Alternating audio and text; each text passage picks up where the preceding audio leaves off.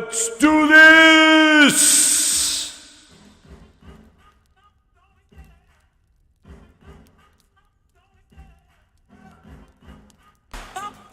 We back Monday nights! I set the pace when I'm running. I always take what I want and I always give it 100. Don't need a bank, no I'm funded. Play the game like it's nothing. I'm always thankful for something. Don't take for granted, stay humble. Now wake up! It's time to look at the enemy. Look in the mirror if he is no friend to me. It's not working out, maybe it's the chemistry. It's time to break up so I can make a better me. Better believe in your mind, cause it's everything. You can mold, shape, find almost anything. All it takes is some time and some clarity to find your identity. It's mind over everything.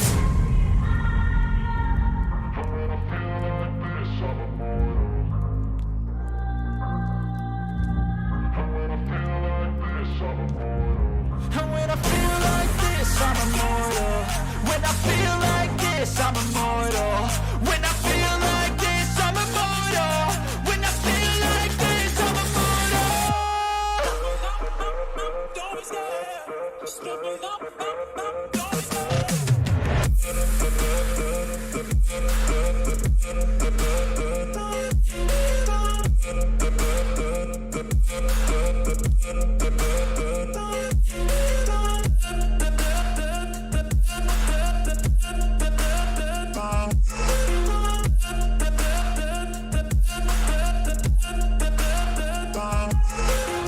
I'm so gone, no I'm never turning back. I won't stop, I'ma fight until there's nothing left. It's so on, you're gonna be hurting bad. Cause I've been to hell and back. You don't wanna make me mad. I stay strong, you will never see me crack. And if you get in my way, you gonna feel the wrath.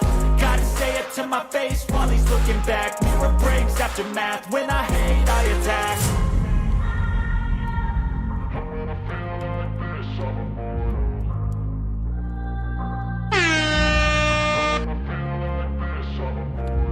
And when I feel like this, I'm immortal. When I feel like this, I'm immortal. When I feel like this, I'm immortal. When I feel like this, I'm immortal. It's turbo time.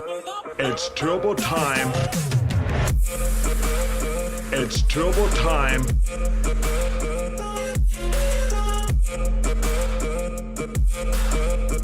Enough from me. We're gonna have the games do our talking.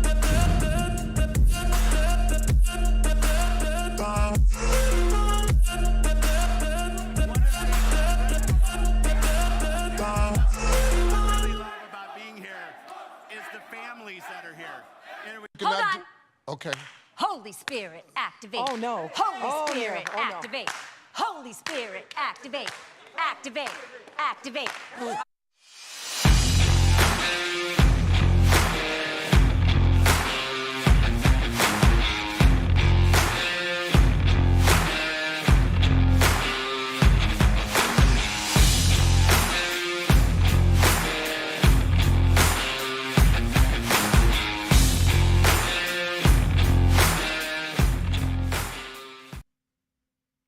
What's up, grinders? How's everybody doing? I know I pulled the okie dokie. The okie dokie. My reverb's on. My goodness. Sorry about that. What's up, grinders? How you doing? It's Monday night. Yes, it's Monday, not Tuesday. Like I said before on the X, the Twitters, what they call it nowadays. I got back early and I was like, let's do the show, dude. Let's do it. Let's get the grinders in here. I know I tweeted it out that I'm moving it. I was going to do it tomorrow, but hey, it is what it is. You know, I'm so thank you again for being here. Hit that like button, share it out. Make sure everybody got the message that I went live this evening. But yeah, it's I thought I was going to go somewhere and we were out, and then I was like, I got back, I saw the time. I'm like, you know what? Let me do the show. So in like 20 minutes, I put together all the stuff. So bear with me here. I even updated our new emoji from the VIP grinders. I had to update him. Mr. Cerninator. Do-do-do-do-do. Do-do-do-do-do-do. Wait, I gotta have... I don't know. Wait, do I even have this? Oh, no. I can't believe I don't have this.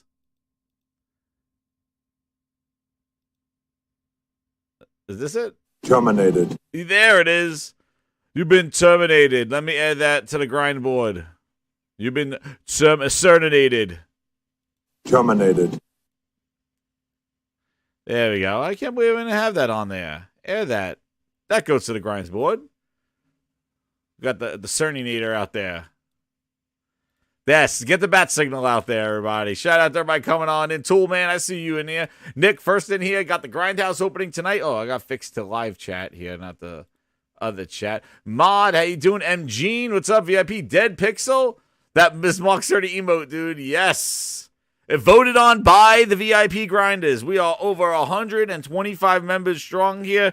The next one, I think, is at 150 or whatever like that. I even updated the Wolverine one. We got emojis coming your way. We might even do some members streams and members giveaway. I'm thinking about a bunch of stuff, man. The members are huge, the VIPs. We got love in this club. So shout out to everybody. Yes. You just made the list. You guys voted on it. I listened to the people. Liquid Data has become a VIP grinder. Speaking of VIP grinders, PS5 Pro day one for me. That's right. That's right. Shout out to Liquid Data. Well, a VIP for 2 months. Welcome, man. Zero, what's up, BU? Sergeant, how you doing? Impatient Fire. Econo Inner Force. Sean Boy, Taran. Hey, what's up, L? How you doing? Richard Farmer, Anonymous Boss. DBX Extreme. He said it's turbo time. Yeah, it is turbo time. He's like, what is that? That's the Arnold Schwarzenegger remix. That's what that is. It's turbo time. That's what that is. The Arnold Schwarzenegger remix. You just made the list. We got that in there. Yo, shout out to Anonymous Boss, VIP grinder for 2 months, partying with Mr. Herman Holtz, clapping in the VIP grindhouse. Shout out to the grinders. Yo, Jez, Fleece Johnson voice, careful with that booty bandit. Oh man, he's coming for the booty. He's looking for the booty. We haven't, like I told you, that booty went into hiding, right? We saw him. Booty. I came looking for booty. I came looking for booty. He went into hiding, man. They touted him out. They put him back in his little castle right now. He's making quality games. He has to work on Halo, though. Tell him to fix it. What the hell's going on with that guy? Ryan Lands, what's up? Yo, what's up? El Nini, J Pro, Tool Man. Whoa, what's this? Oh, my goodness. I need a Holy Spirit. Hold on. Maniolus. Holy Bring him the Spirit, goods. activate. Oh, no. Holy Spirit, activate. For Brizzle in the house. Activate. I made it. I did make it, Brizzle. But I told you. This is the people's pod. This is the VIP. This is the Grinders podcast. This is the people's podcast. Voted on by the VIPs. Well, all their support, man. You can tell me what we voted on this one. They voted. I was creating. They said a Cerny one, and they said no. We want red eyeballs. We want lasers. I was like, we got lasers, so we got Cernys coming in. Voted on by the Grinders, VIPs. Shout out to you. And Many-O's adding more to the VIPs, making sure I'm overworking when I'm putting the boards together. My goodness, I got to add another whole column. Thank you, Many-Olas. And we just welcomed El Nini, became a sponsor. J Pro is now a VIP. Mr. Gone. Mr. Gone is Mr. Here. There he is. Fake Outrage. Carol's a VIP. Hasta la vista, Xbox, says Virtual Dan. Yo, welcome to the VIPs. Yo, what's up, Sinisters? How you doing? Mr. Gone got, yo, Manny O's gave it to you. Manny O's handed out the goods. He's making sure that I got to speak. You know what? While we're speaking about it, we're talking about the VIPs. They voted on them, Rock Cerny. Quality flutes all around. What's up, Cloud Strife? How you doing?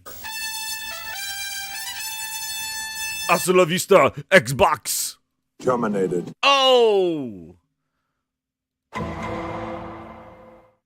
End of the line. Oh, man, they're rocking now. Let's go.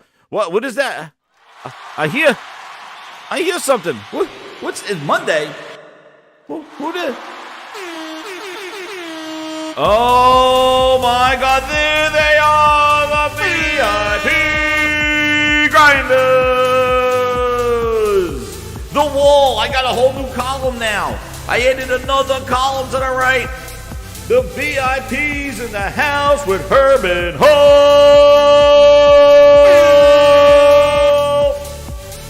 He's rocking. Shout out to all the VIPs in the house here, everybody. Shout out to all you. You voted on it. Mark Cerny. Let's go. Cerninator. He's in the house. Shout out to VIPs. Thank you again. True Virgil hanging low. Hanging in there, Virgil. Hanging in there. Wherever he is. Shout out to you. Oh, yeah. Hey, dude, I told you, we're over 120 people. The VIP, the club is breaking at its seams right now. They're going to have to add, we need to add the pool house. It's crazy, dude. Thank you again, VIPs. We're doing a VIP show. That's what we're doing. We're doing a VIP show. That's what we got to do it. Quality flutes all around. Thank you, VIP. And be careful. Let me tell you something. If you see him walking around, lurking, X-Hawk, lurking around these streets, or Aaron checking them out, be careful. They might not have the VIP opening. So they probably won't get it. But they don't get a gifted VIP. If they come on that VIP list, they're going right next to Mr. Virgil. And they will be classed left nut and right nut of the Gaming Grindhouse VIP lists. But that's the only way. That's happening. If I see those guys around here, and you get a VIP, one of you X-Hawks or Aaron's, get ready. Your bosom buddy's going to be True Virgil. Hang it right there. Left nut and right nut. Hang on these nuts. Let's go. Thank you again, VIPs. It's hot as hell outside. Get to the pool. Let's go to the pool, everybody. To the pool.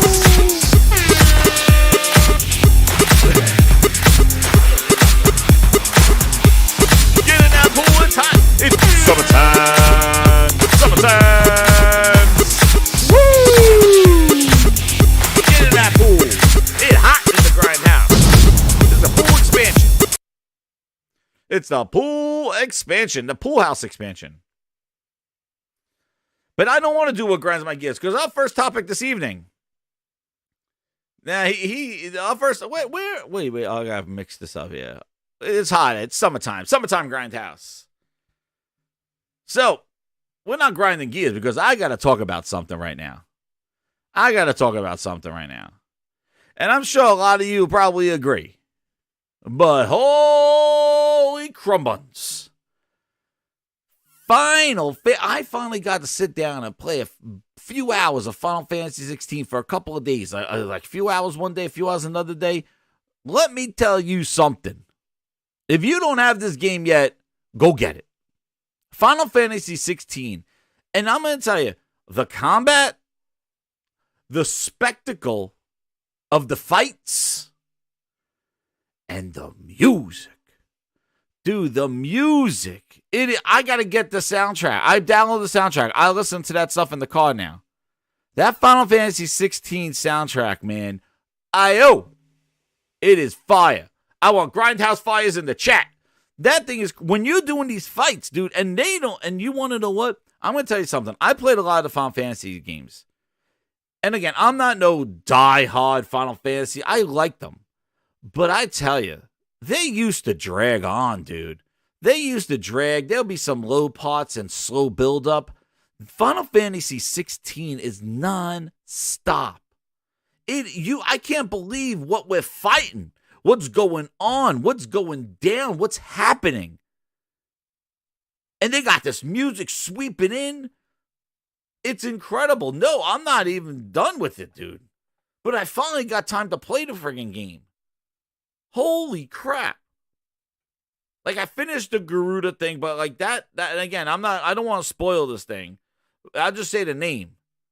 But my gosh. The music and just that fight. No, there were like fights before that. Then I was like, okay, well, you know what? There's a boss fight. All right, now there's going to be a lot of talking, a lot of storytelling and all that other stuff. Nah, man. They're like, no, after the fight, you're walking away. It's like, yeah, let's go back. Okay, we're done. And then it's like, oh, no, there's something over. No, we're going back. And there's another big fight. It's crazy. They have this. This is like Final Fantasy on steroids. It's crazy. The action and what's going on and what the fighting and it doesn't stop. See, Brian East is like, couldn't believe it. I finished Gruda a couple hours ago. So I'm like past that. I'm a little bit past that. But yeah, that's where I'm at. I told you, I haven't had time to sit down and play this friggin' game. I've been all over the goddamn place this summer. I've been trying, and then I finished my other stuff, but I wanted to just play this game, man. Because I was like looking at Remnant 2. I was like, oh, do I get Remnant 2? I was like, but no, I got to do Final Fantasy. And now I'm hooked. Now every time I just want to play it because I haven't had the time to sit down. You're my number one and customer. really just like play it because like I've been playing just random stuff when I had a chance. And I knew that I want to get in deep with this. But I can't believe it, dude. I can't believe what's going down. Sid, man, yo, there's some wild stuff going on. I'm in shock. It's a Final Fantasy game. That's the thing. Like, I feel that Final Fantasy 16, it's like, we are not letting you have a down moment. It is like, you're in it, you're going to fight some combat, and it is go time. Like, I thought, like, typically, they build up to these fights. Like, they have, like, this long, drawn out, you almost fight the boss. You see, okay, well, there's the boss. Okay, we'll fight him probably, 15 hours in. Well, we'll finally build up to him after doing that. And it's like, no, dude, like, we're fighting mean-ass people, and mean-ass people are going down. Things are happening, like, now. We're going right at I'm like, wow. So I'm like, I'm so excited for, like, what I've done already, knowing, like, I can't believe where it's going to go from there. And that's just genuine. I'm just in shock, dude, about how action-packed it is. A Final Fantasy game. And that's the thing, comparing to 15. Oh, for driving the car, you move to here. Like, 15 was just I felt like it dragged. It was a drag. It was like, you moving here, you could drive this. Like, there was some cool parts. The combat, I thought, was pretty good. But, man, some of that stuff, I'm just like, I can't believe what I've done already. It's 16 compared to what I've done in the first, 8 hours of 15. But I recommend it, totally. 16, incredible. It's gonna catch fire. What are you talking about? No, the PS5, Chad, remember, it leaks liquid metal. We got to be careful. The liquid metal. The PS5 does not catch on fire. It leaks liquid metal. If you don't remember that fiasco, well, I got a tune for you to remember about the PS5 leaking liquid metal. Where is my little tune? Oh, and it was fighting gravity too. You gotta be careful. Remember the PS5? If you put it stood up, it leaked liquid metal and. Help the PlayStation 5 fight gravity. Please trust this. Xbox fool, I said gravity is the enemy. Feel safe us from this liquid metal. Remember the liquid metal with Usa Machismo? They tried doing that to stop the PS5 sales. They tried. They tried to create that the PS5 liquid metal cooling was leaking. And Cerninator said, lights out, Christmas tree. That's what he said. Shout out to Anonymous, boss. I saw you. I was just going through my cerniness. But yes, he says, yo, Jez, imagine how Final Fantasy 17 would be on the PS6. We still got Wolverine coming up. And Booty!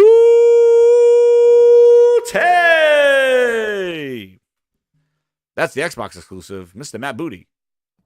I came looking for booty. He came by the studios. He's like, excuse me, sir. Is that 2 creams, 1 sugar? Oh, this coffee smells like shit. It is shit, Austin. Oh, good, then it's not just me. Booty. Man, thank you, Anonymous boss. I got you.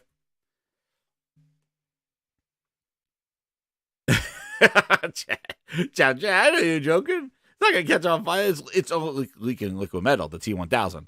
Be careful. But Cerniness said Bullshit. That's right, Cerniness. Get him. Don't stand it vertically. Don't stand it vertically. They were trying to stop the PS5 from selling. Remember that? Remember?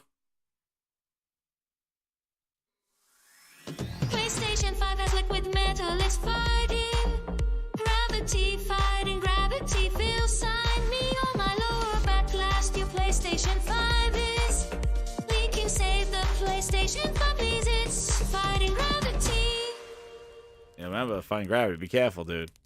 Final Fantasy 17, dude. I gotta finish 16. We're talking about 17. Oh, Jesus. Yeah, mother of all bad things. Dude, Brian, add that to the list. Jesus. They were trying everything. Oh, the PS5 is liquid metal. It's in trouble. Remember the battery in there? They were trying to say that the battery doesn't reset. You're going to lose all your games and DRM. Oh, my gosh. Certainly doing cartwheels right now. Get the hell out of here. But speaking about Final Fantasy, something that happened at the end of the Grinds Bite on Friday was that, what did we always say? You know what's coming. You know what? I think I'm going to have to do a Phil Ness mouse. That might be another emoji coming. We knew I needed a Phil Ness mouse, but you knew when that happened, right? Xbox was down. They announced their financials. They didn't know what was going down, right? Remember? They didn't know what was going on. Phil, you know, their financials, hardware's down 13%. So what do they got to do? What is the only thing Microsoft and Xbox can do? Release some games? Talk about Starfield? Show some new gameplay and new features of the Xbox?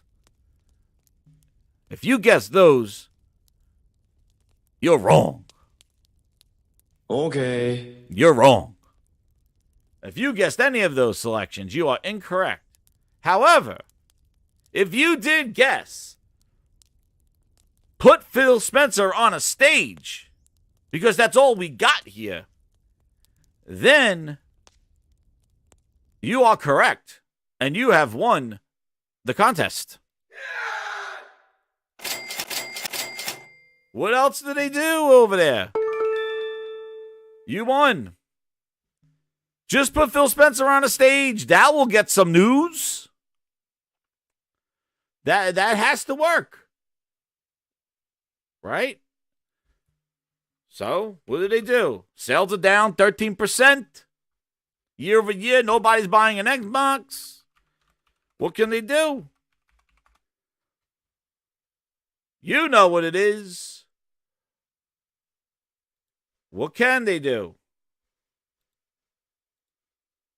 Oh, boy. Oh, boy. Send out Phil Spencer. Oh, boy. Here he is, everybody. Oh, boy. Gosh. Oh, you want me to sign? Oh, I'm on Final Fantasy. Oh. That's what they did. What else would they have done? Nobody's buying an Xbox. There we go. Put him on stage, dude. Put him on stage. Oh, boy. Hi, little guys. I'm Final Square Enix. Would you like to take a picture with me, Phil Ness Mouse? Oh, boy. My gloves. Oh. This will sell some consoles. Oh, boy. That's all they do, man. This is what this guy does. They throw him on stages to sell Xboxes. This is what they do. This is what they do. And he pretends it's the partnership, just like when he had Kojima on his right side, sending people with Kojima. They're making a goddamn mobile game. Kojima's still working on a mobile game. Heaven forbid you show us some of the game, right? It's a mobile game, Kojima game. It just shows the people standing there taking a picture with Kojima. I'll never forget that Phil gave him a G Cloud. Phil's like, here you go, friend Kojima. Here is a G Cloud. Nice talking to you. Take this on the house. But sales are down. Get Phil Ness Mouse out there. Oh, boy. You know what will be great, Satya? If I just go on stage at Square Enix, they'll never expect me on stage because Sony has been getting all the games. But if I just go out stage, all the Xbox fans will love me. I just signed their asses a couple of weeks ago. Oh, boy. You saw those tattoos? Yep, that was me. Oh, boy. Just let me go out on stage and shake some hands, kiss some babies, and Final Fantasy's coming sometime next year in a beta. Oh, boy. Phil Ness Mouse, get him out there. The whole crew of the friggin' Xbox Disneyland crew. Send them out. Get out there. I want to know where Booty Duck is. Booty Duck is in hiding. Where's Booty Duck? Where's Booty Duck? We got the whole Mickey Mouse crew there. Oh, boy. Take a picture of Phil Ness. Here comes Mickey. Here he comes, Booty Duck. Oh, boy. Here he comes, my good friend, Booty Duck.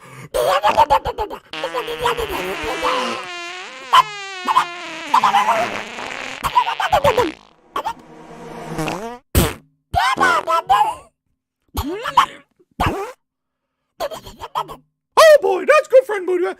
It's also, it's be delayed. Oh, boy. Okay. Goofy Greenberg, get out of the kitchen, get in here. Oh gosh, I was just meeting with some influencers. Oh gosh, Goofy Greenberg here. The whole crew, get him out there because that's all they got. Send out the whole goddamn Mickey Mouse crew at Xbox, shaking hands, kissing babies. No goddamn game though. Heaven forbid you show me a friggin' trailer or some goddamn gameplay. Nope. Phil Spencer out there grabbing ass, kissing babies. There you go. This is it. Yay. Oh, but know what this does?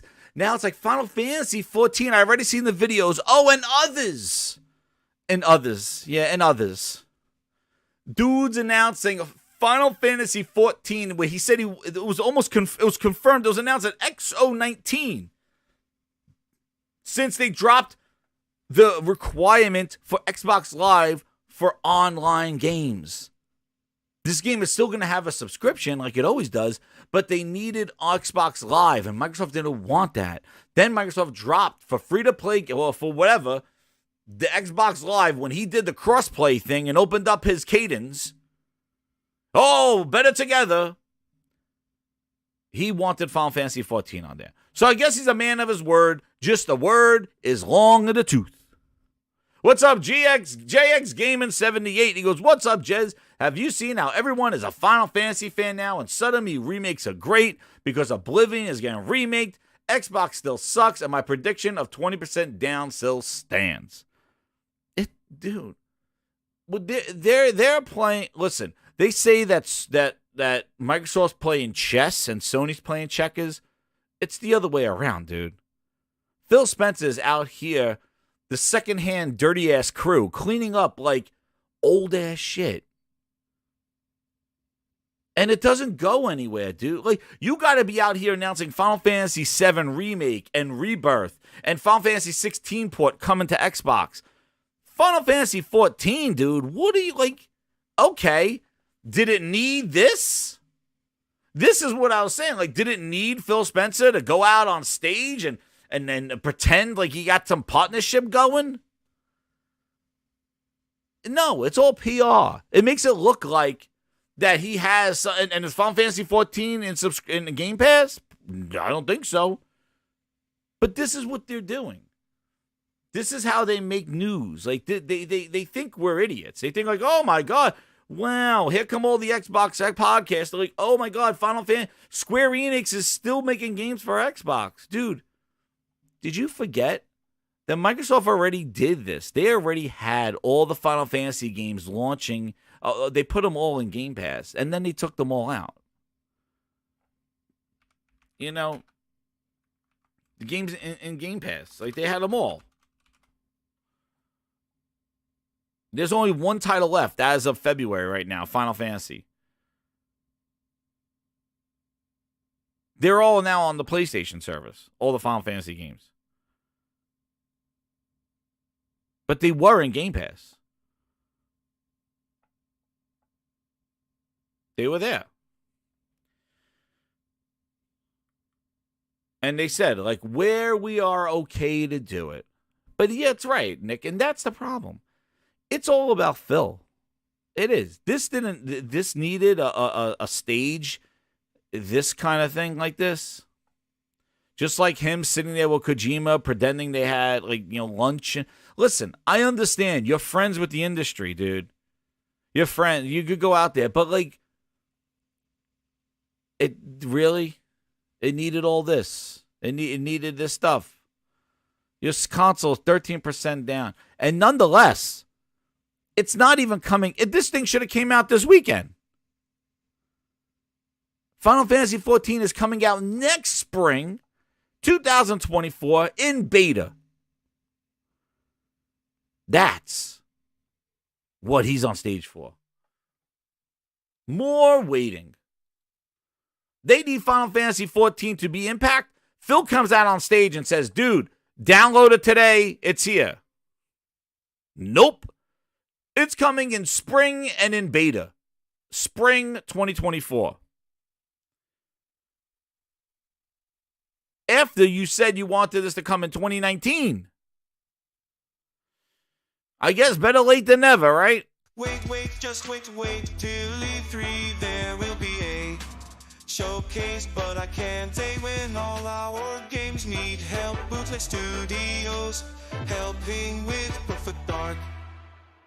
I guess. In beta. That's what it said. Because everything has to be in a friggin' beta. And it's going to cost a monthly subscription on top of Game Pass.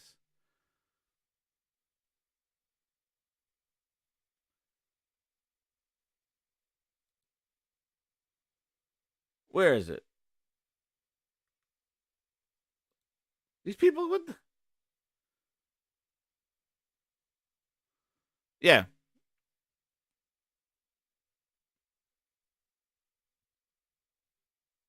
What? It says that they're gonna get the hell out of here. Who wrote this?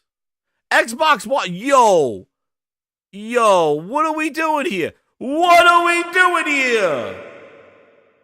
Oh. All right, I see the finesse. I said it says boosting 4K support on the X and faster loading times on both consoles. Dude, I was like, wait, you mean 4K on the S? What are we doing here? No. It says an open beta is coming soon. So I guess coming soon. Somebody wrote like March open beta. So I just looked it up. It looks like it's an open beta coming soon. Should have been this weekend. But anyway. It's fine. But it's coming out spring 2024. Oh, goodness gracious. Final Fantasy is set to launch. Yeah, this is where I read this. You see, can I play it? And I've heard it about a free trial. Final Fantasy XIV Online is set to launch in open beta. Told you, and so it is on beta. On the X and S as part of patch 6.5X series, which means you can expect it very soon. Alongside 4K support on X, both consoles will enjoy faster load times.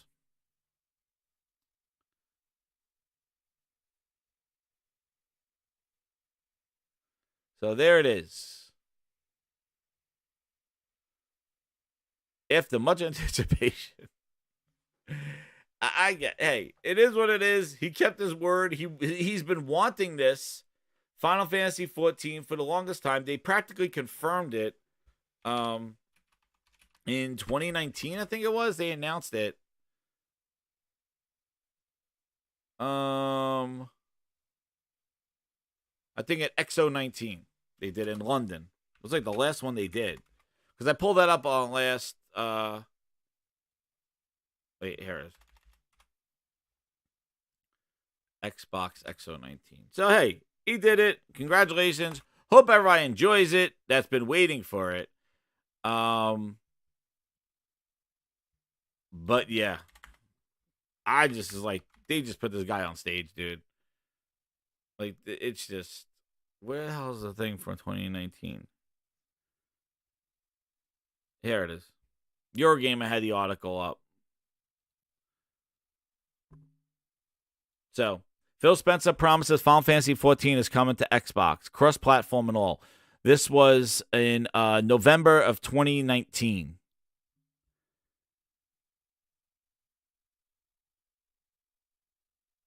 There it is. Xbox Phil Spencer has promised Final Fantasy XIV is coming to Microsoft console. Speaking of the press of a pre-XO19 event, Spencer announced 9 Final Fantasy games coming to Game Pass in 2020. They will have now been removed. From Final Fantasy VII to Final Fantasy 15. Then brought up in the elephant in the room, Square Enix's MMO Final Fantasy 14. He said, quote, "The astute people out there might have noticed there's one Final Fantasy that's missing in our list, number 14. 14 is the one I've been dedicated to, working with director Yoshida-san to find a solution to bring the game to Xbox. And while it's not in the news today, I wanted to let you know, rest assured that we're bringing the game to Xbox." That was in 2019. He continues his quote, going, "We have a great relationship with Yoshida-san, and we're working on what it means to bring a cross-platform MMO they've been running for years. But it'll be one of those games that's coming, and it's something I know Xbox fans will be incredible excited to see." Final Fantasy XIV launched on PC and PS3 back in 2013. After a disastrous initial release in 2010, which I think I played it. Then it came to PS4 in 2014, and it's one of the best MMOs around. It is yet to launch on an Xbox console. Well, welcome to 2024, 10 years after the PS4 released. And there it is. Better late than never. Congratulations, Phil. You've done your job. Wait, just wait till E3 there will be a showcase, but I can't say when all our games need help. Bootleg Studios helping with Perfect Dark. And I did not have the article up. Here it is. And this dude crying, I don't know. People say he was like an ultimate fan. He's been waiting for this game to come to Xbox for all these years, I guess. And he broke down in tears from Phil Spencer showing up on stage. And This is my longtime friend and fellow Final Fantasy 14 here's the video that fan. everybody was talking about. Phil Spencer! Phil Spencer! Phil Spencer! Phil Spencer, baby, let's go! Yes! Yes! Yes! Yes!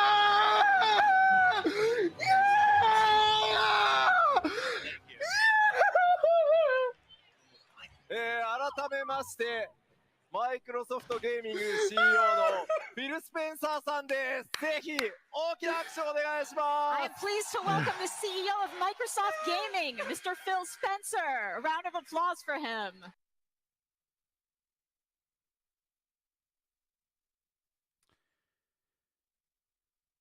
The one thing I just don't understand, I know they say that he is a huge Final Fantasy 14 fan. I did not watch it in its complete context, but the thing is that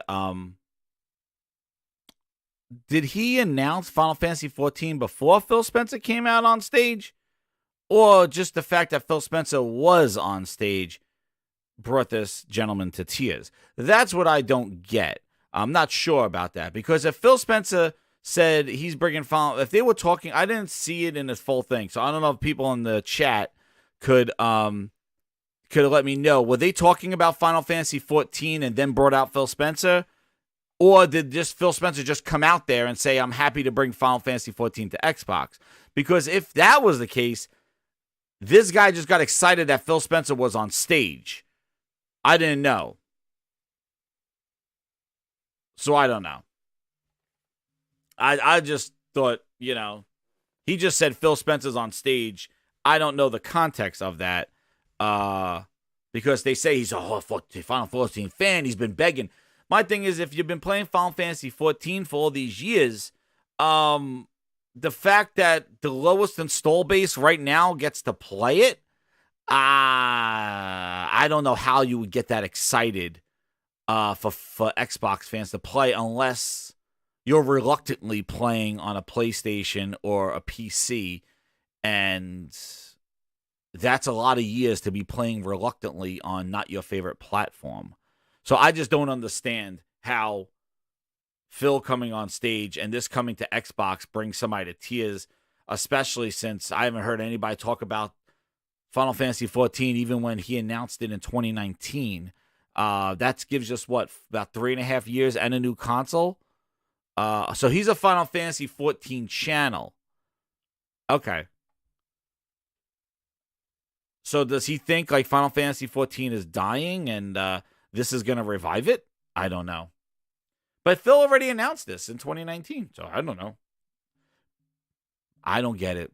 But it is what it is. Not making fun of him, just questioning if there was Final Fantasy 14 discussion before Phil came on stage, because just seeing the man on stage at Square Enix, he could announce 16 could be coming. He could announce Final Fantasy 7 Remake is coming to Xbox.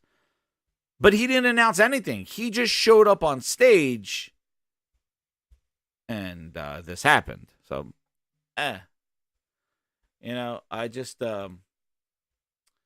hey, whatever gets people excited, it is what it is, dude. I'm not here to make fun of people's reactions. If that's what they want to do, hey, that's how he feels. That's how it feels. Congratulations to him. I'm sure he's ready to put tons of hours in on the Series X. But I would think I would get that excited if there was a game announcement there instead of just the guy just showing up on the stage, just shaking hands and taking a picture. I don't get it. I don't know about that one. But I just wanted to show it to you, just for context, everybody get to see. But yeah, Phil Spencer went on stage, and you know they think maybe that's the reaction that everybody has. But that talk pretty much ended real quick. I saw Friday afternoon, and then it kind of went away on Twitter and the X.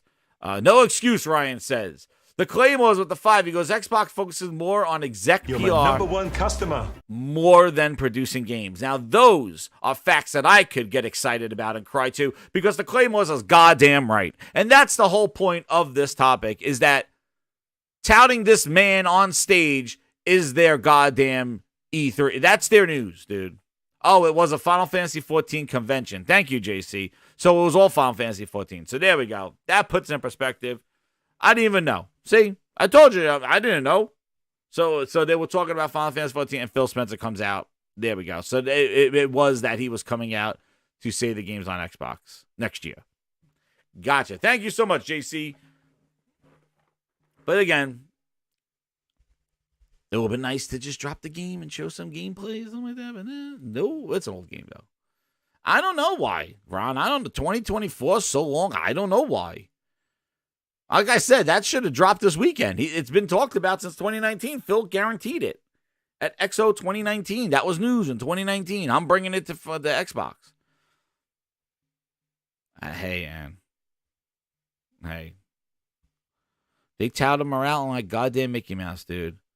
They tout him around like friggin' Mickey Mouse. People love him. People, like, I see right through the bullshit. That's the thing for me.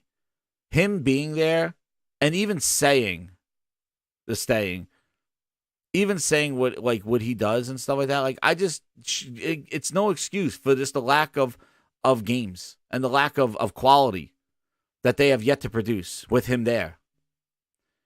That's why I feel like he has not done a good job there. He has not. He has done a good job putting the smoke and mirrors, Wizard of Oz style in front of everything.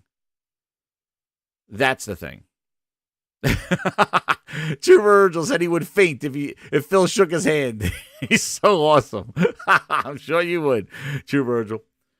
Well, JC, that's why I asked. I asked the question. That's why I asked the question, because I didn't know the context of it. And thank you for explaining it to me, because I didn't know it was a convention. All I saw was Phil Spencer and the guy crying about Phil Spencer.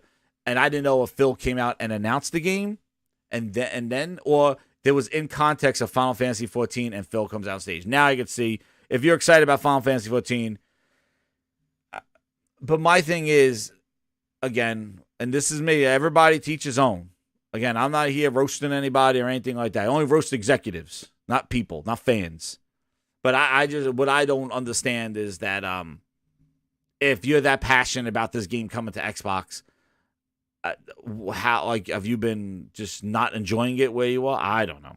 I guess it's on Xbox. It's finally there, but it is what it is. We need context, Victory. I played it enough. I'm not doing it again. Hey, it is what it is, dude. Hey, when we watch trailers of some games, sometimes you're like, some people get really excited about stuff, dude. Josh Ayers says, as a Final Fantasy 14 player, if the Xbox affects quality, I'll have a big issue, and I hope people have been playing it. Like, Josh, let me ask you a question. So I'm not into the Final Fantasy 14 scene. Obviously, I had an Xbox. I never had Final Fantasy 14. I think I tried it somewhat on the PS3, but just never did. But I have a question, Josh. Has it been a huge thing in the PlayStation Final Fantasy 14 community that Xbox needs this game? Like, this has been a huge thing. I don't think it's on Game Pass, Enrique. Like, I need to know. Like, I'm not in the Final Fantasy 14 community. Has this been like, it has to come to Xbox? It has to come to Xbox. I don't know. I didn't know if that was a thing.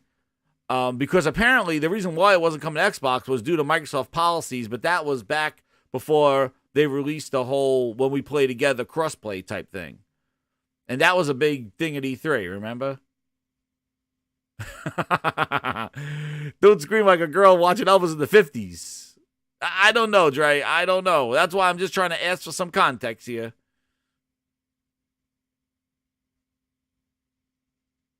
Aaron, whatever your name is, I don't know. I'm just asking. ready for the big 3C surprise. podcast. For Brizzle says not at all, because I'm just asking the grinders in the Grindhouse. Grim Adam, welcome to the Grindhouse. I'm just asking, because I have a question. Oh, okay. Josh says it hasn't been a huge thing, but the Final Fantasy 14 is very welcoming, and they want everyone to enjoy, everyone to play it.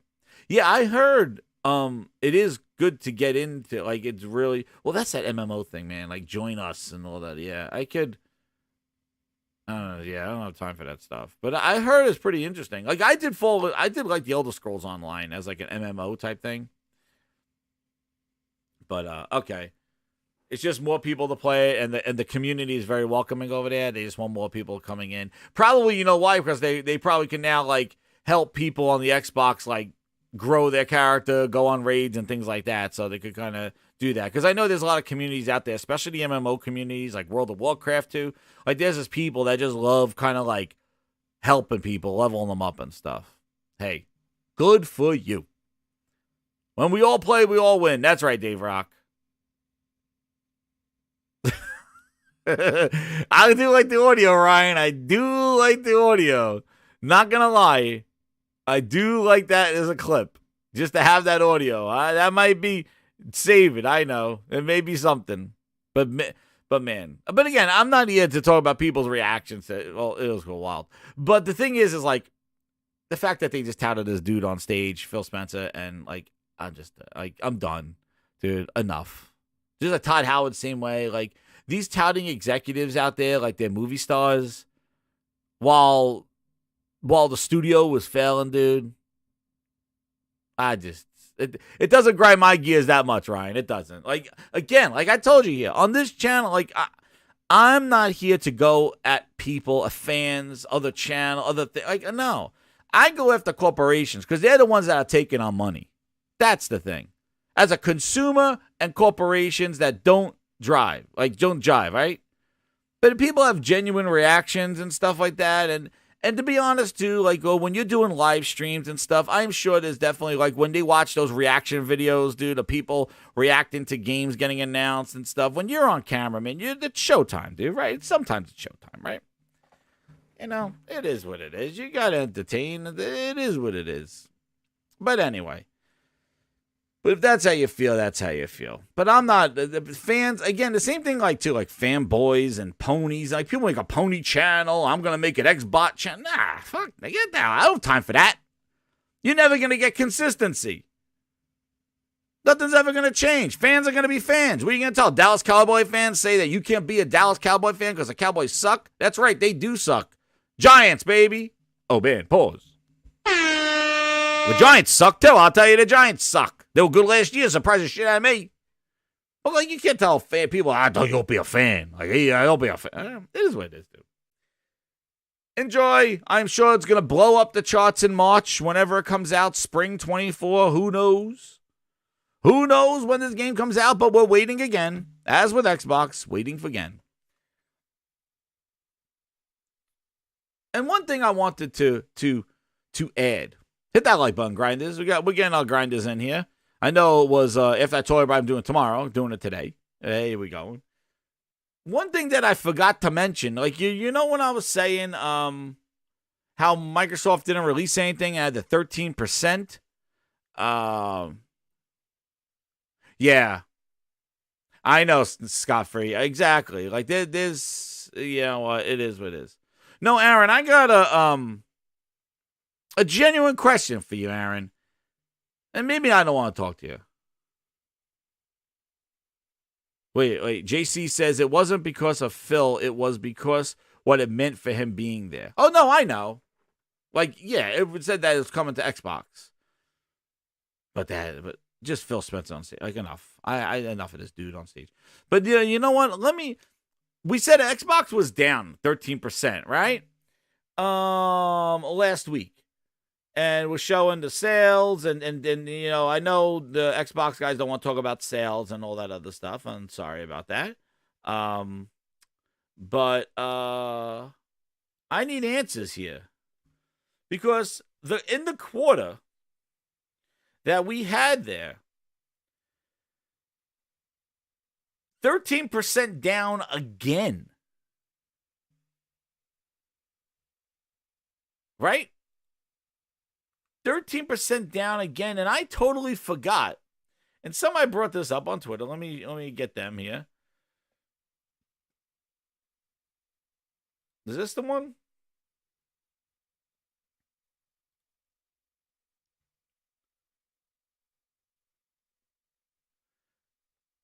What's crazy is they actually had in that quarter. Well, he's not going to answer the question. I'm just letting people know here. Like, what I realized is that in the quarter that they were down 13%, they released the Diablo bundle. And that didn't increase their percentages at all. How crazy is that? I forgot all about that Diablo bundle. I guess everybody else did too. But they released the Diablo 4 bundle for Diablo. Here it is. Shout out to Alpha Darko's here. Forgot all about it. And then this is a very important point because look, so Steve did this thing, right? And this is something I just wanted to add on to this because there is problems here and nobody seems to want to talk about it. They just like, no, it is that, hey, Activision Blizzard. No. Microsoft gaming revenue for 12 months ended on June 30th, right? Down $764 million. Hardware revenue down 11%. Quote, driven by lower volume and price of consoles sold. Services down 3%.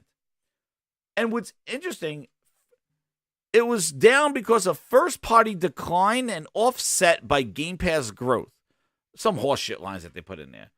But the question is that quarter that Microsoft did so bad in, Star Wars Jedi Survivor, Street Fighter 6, which was a big one because Street Fighter 5 skipped Xbox entirely. Street Fighter 6 and Dead Island 2. They also had exclusive marketing rights to Diablo 4, including the hardware bundle. And they sold less consoles than in quarter 2 of 2022, where there was no noticeable game releases at all. That is an incredible point by Oliver. You had all that dropping.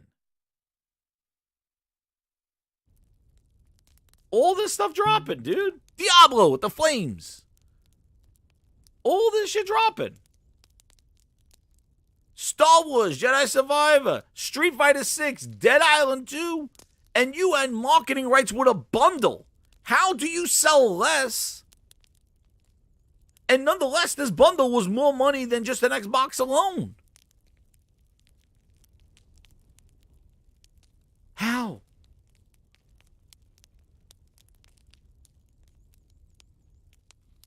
How do you sell less? With the hype behind Diablo and even the Activision purchase. Yes, I know Diablo is multi-platform. Yes, I know, but the thing is all in the gaming news, all over the place, was Microsoft buying Activision. Diablo's Activision, but like, it's there, ABK. Did they really think it was going to drop in Game Pass?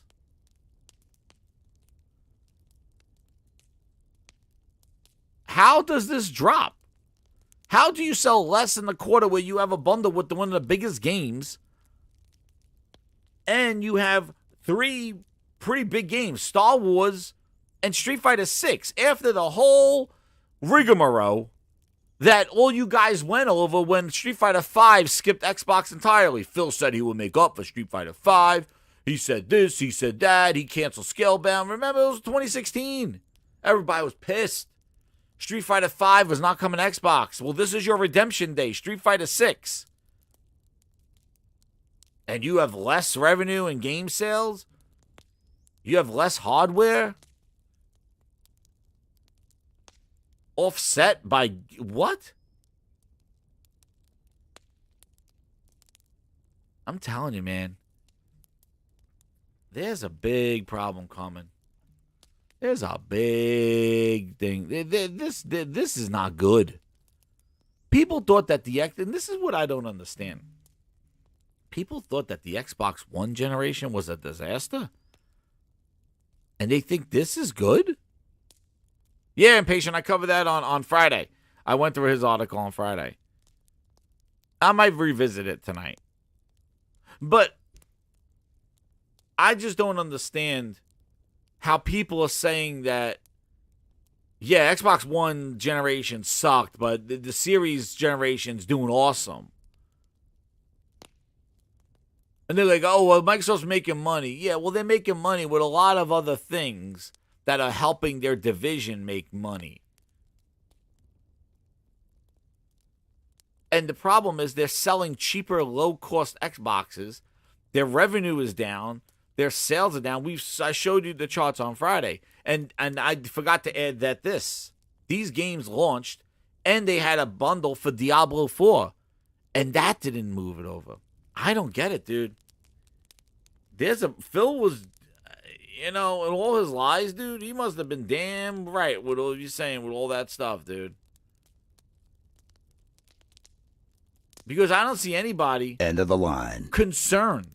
I don't see anybody even bringing this stuff up at all, like the financials and stuff. They love to talk about how much money Microsoft has and buying stuff and all this other stuff. But when Microsoft and the Xbox specifically is the anchor that's bringing everything down, nobody seems to be like, yo, yeah, this something. This is not good.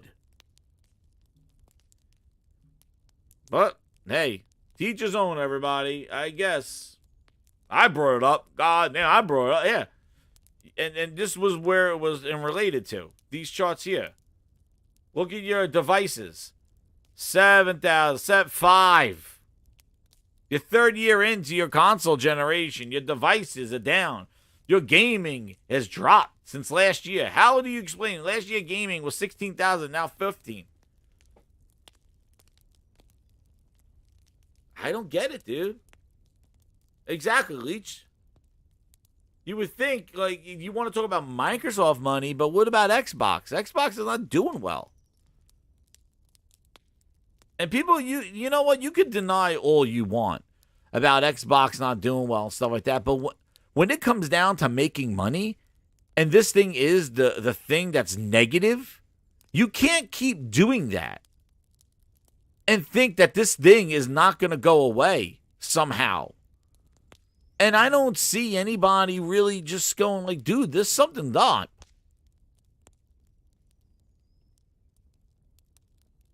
And then on top of that, you got things coming up like this. Big things. They're big articles. We're one family You're my now. number one customer. We're one family now. Oh, PC and Xbox. Xbox is PC. Share your screenshots. They're over here. The video clips are over here. The companion app brings Xbox to a PC, and it's gone. July 28th, they announced that the Xbox console companion app on Windows will be depreciated on August 28th, 2023.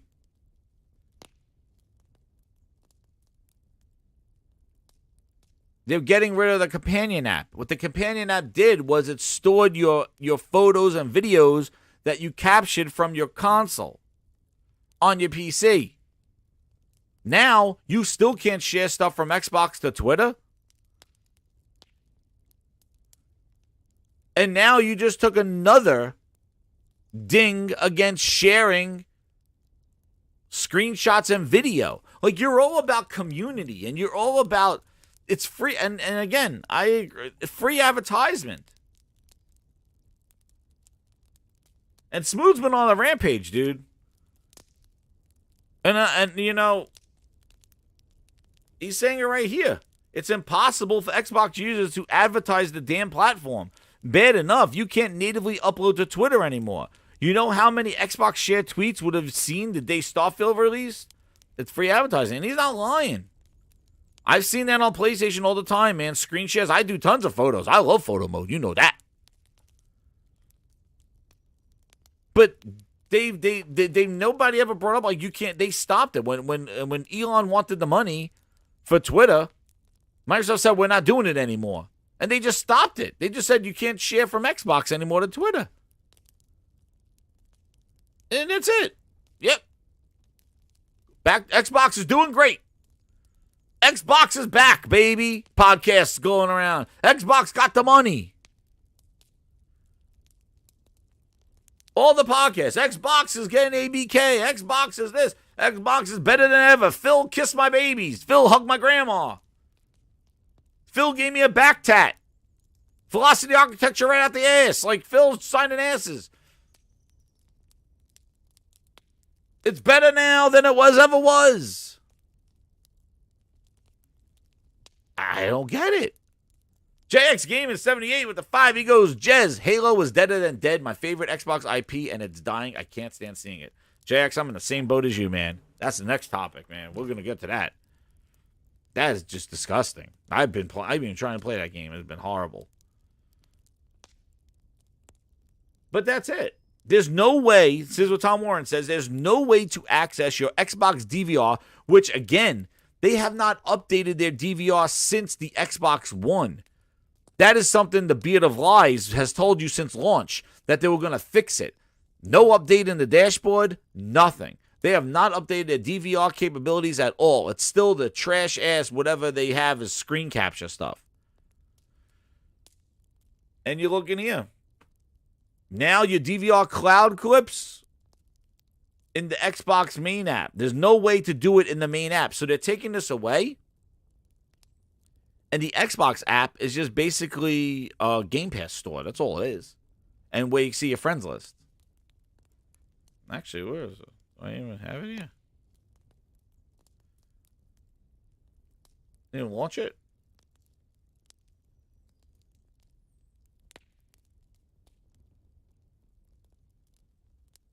Yeah, here it is. Store cloud game. Yeah, so this is the Xbox app. Yeah, I'll show you right here. So this is all you got left of what Xbox is. This is the Xbox app right here on PC. See, you just have Game Pass, you got your library, you got cloud gaming, and the store. That's it. You can't access any screenshots or anything. It's basically a storefront. What's over here? People, friends list. Nope. Start a party. Yeah, there's no access. He's right. There's nothing you can get right now. So there's no way to get your clips. Replacements. Updates to the Xbox app. Don't worry. Your DVR clips are not going anywhere. Like, they're the slow death of Xbox. And what grinds my gears is that this companion app was the hype of all hype. Like, this is the thing. That's why I can't understand when Microsoft says something, people get so hyped. Because Microsoft just kills stuff.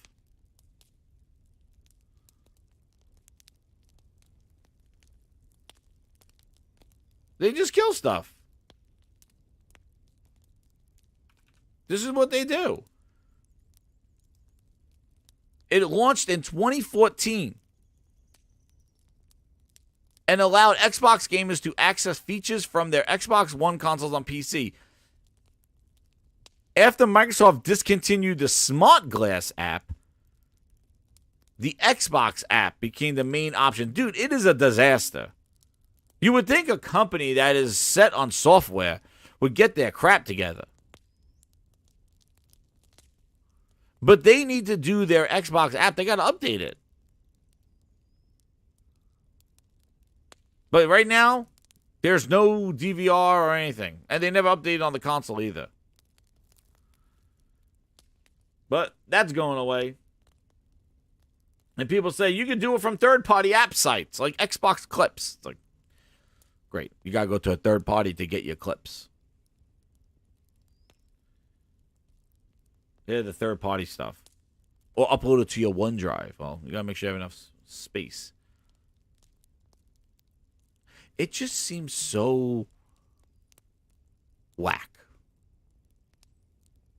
Dude, you want to see something? I'm going to show you something crazy. I don't know what they're doing over there. I don't know.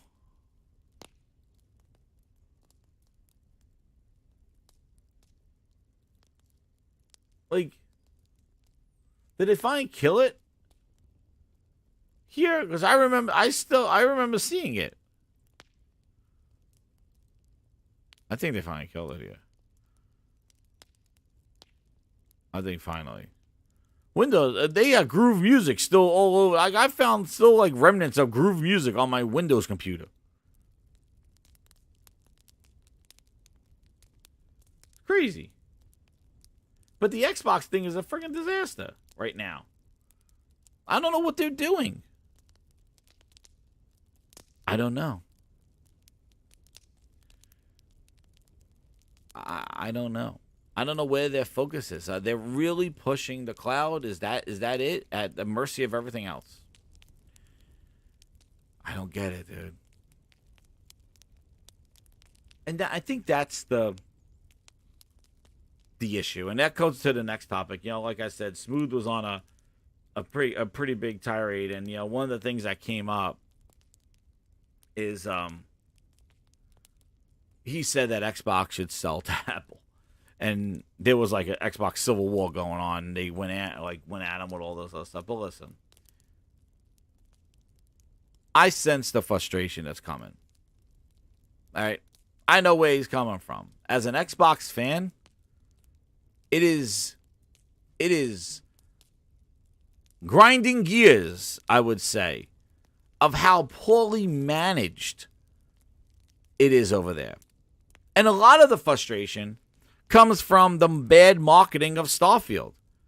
You got this biggest game, the game that's supposed to save Xbox, just like Halo Infinite was supposed to. And they have not really marketed this game. We are going to be in August tomorrow. And considering how big Starfield is, like, as a gamer, I want to see more of it. Get me excited to play this game. Don't show me Todd Howard and devs walking slowly down hallways. Show us the game. Compete. You want to compete. And you got Starfield. You spent $7 billion for Starfield.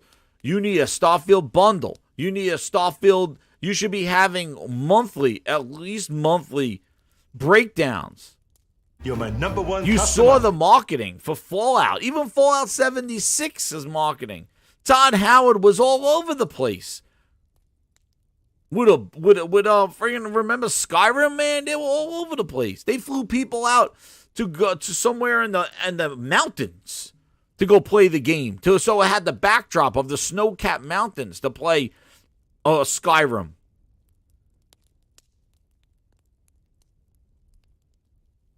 That's what I don't get. Where is their marketing? Where is their stuff? Like, you spent $7 billion. You made it exclusive. Phil under oath said, I made this exclusive. You just made the list. It was his choice. Don't make a PlayStation version. For what? Flex it. Do that. I don't get it. So that's where the frustration comes from. Enrique Alvarez, the 5, he goes, Xbox ain't acquiring Square Enix. Stop capping because Phil Spencer appearing on stage one time for a decade-old game. Xbox don't even play Final Fantasy games. Thank you, Enrique. Yes. But that's what it is. It was all, they couldn't just say Final Fantasy 14 coming to Xbox. No. Phil had to be out there and say partnerships and future plan because it's all PR. It makes it look like Xbox is still relevant. And shout out to RP Gaming giving a one Gaming Grindhouse VIP membership. And who got it? Rollo981 got it. Congratulations, man. Welcome to the VIP Quality Splits. I don't think it's going to be delayed again. But I just don't understand. I don't understand the lack of hype behind it. But I did say, I have to say, I got to toot my own horn here.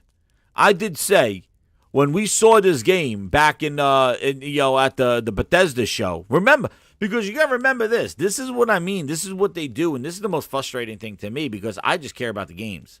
I'm sick of goddamn Phil Ness Mouse and all that trash over there. But for me, remember, leading up to that Starfield showcase, they didn't show anything of Starfield. They showed nothing.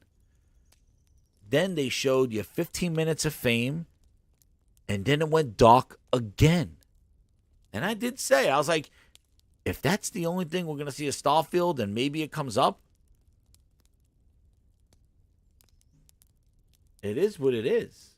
But this is what they do.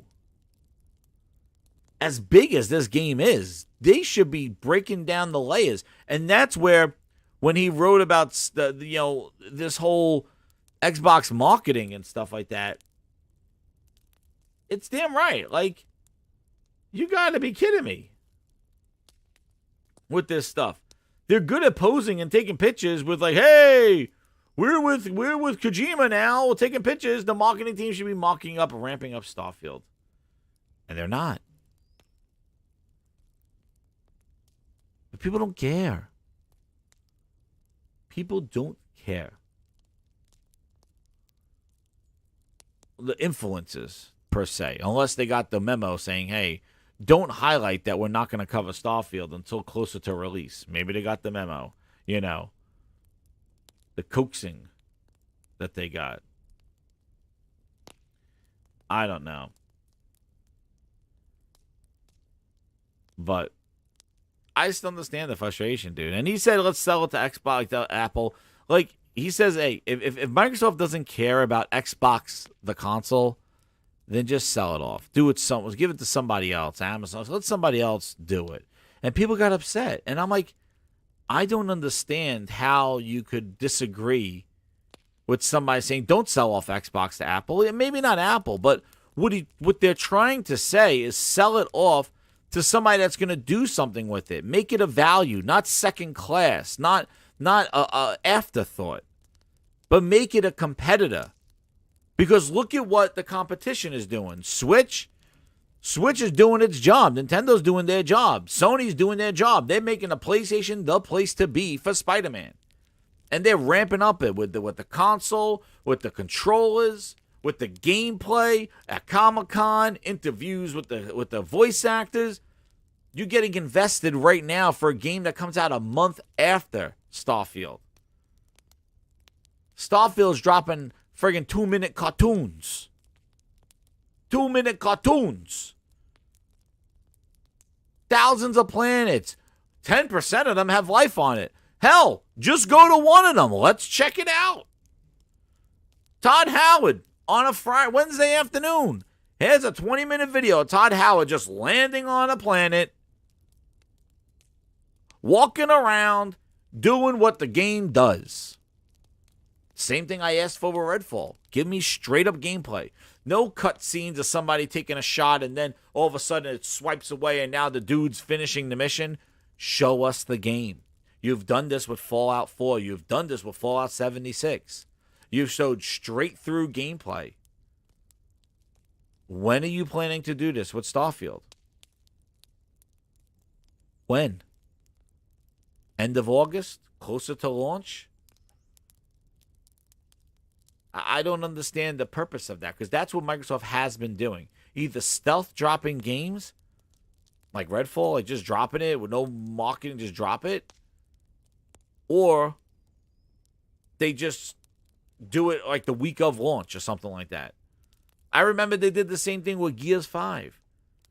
They never showed the campaign of Gears 5 until the night before Ninja streamed it live on his channel. But they never showed anything of the campaign. They showed the escape mode and the multiplayer in the tournament, but never showed the campaign. They made a big deal about it. It's Kate's journey. Kate's journey. Well, they hid that to the end. I don't get it. And you watch Sony just peeling back the layers of Spider-Man. Here and there. Here's your combat sequence. Here's a crazy sequence. Like, Sony's not like, hey, we're spoiling, that Miles Morales Spider-Man scene that they showed. Like, hey, that's just a taste of it. Have you seen straight through gameplay of Starfield like that? We haven't. We saw Spider-Man straight up gameplay like that in May. Starfield comes out in a month, September 9th. And they haven't showed just a dude landing on a planet, going and get a mission, walking around, crafting, doing that stuff, getting on the thing, going to another planet to do his mission straight up. No cuts, no music, no highlights, no slow-mo in the hallways, nothing. Just show straight up gameplay like you did Bethesda with all your games prior. This one's shady. Same thing goes for Forza as well. They showed that horrible pre-alpha beta's cousin former roommate. But this is what I mean. This is the frustration you could see from what I have all the time. They're so quick to tout out their executives, to take pictures, to sign your ass, to do all this other stuff. But when it comes to the games, they're cowards. They shrivel up, crawl up in a corner.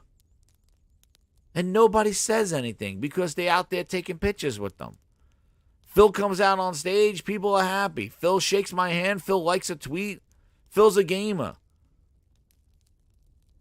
With all this interaction with Phil Spencer and Booty and all them, you would think the feedback would eventually get to him saying, show us the goddamn games. No, I've seen enough. No, it's going to be a game. I went to a show. I heard a show. They were arguing that Starfield Game of the Year. I'm like sitting there going, listen to this thing. I'm like, you've seen enough? You've seen enough? No vehicles, right? BU, yeah, no vehicle. You walk. How's that work? Quick time event? How's that work? The sandwiches. Frame rate's dropping. Let's see the frame rate. Let's see the performance. Let's see the Series X flexing its powers, right? Let's show the Series X showing its true power. The monster that eats monsters for breakfast and bitches for brunch. Where's the power of the Series X? Where's the perks of being owned by Microsoft $7 billion later? Show us. Your sale didn't just happen. You've been in bed with Microsoft for over 2 years right now. Your Bethesda $7 billion. Show us the advantages. Where is it? Why are you hiding? Is that an advantage that you could hide the game because you don't need to be out there and sell it? That's right, Richard Farmer. They're showing cartoons. For who? Your character doesn't even talk. The guys don't even talk in the cartoons.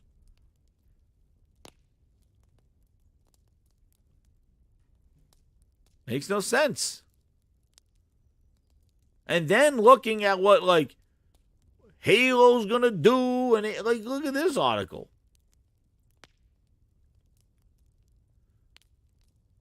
You're my number one customer. And then with this article here, and shout out to old man Logan. I podcasted with him too, man. He goes right here. And I agree with him, man. Like, Smooth says what he's smooth, man. The old days I'm playing Xbox. Smooth says some crazy stuff. But you know what? Old man Logan, shout out to him too. He says you yell at Smooth all the time. But he's right about Xbox marketing strategy. It's trash. It's been trash. He says, I've seen more ads here about Sea of Thieves, a 2018 game, than any of their new upcoming releases, Forza and Starfield. Xbox. There you go. July 31st, today, at 2 p.m., Xbox Twitter account is saying, look behind you, a three-headed monkey. Not really. You'll see that the first tale of Sea of Thieves, The Legend of Monkey Island, is available now. They stealth dropped that Monkey Island thing. They just showed at the showcase in June, and now that's it. They are announcing a game, so it's not their marketing, but dude, really? Well, they're just announcing it here, though. But still. I know, right, Richard? You take 25 years to show Starfield. He's right. You spent $7 billion. Guys,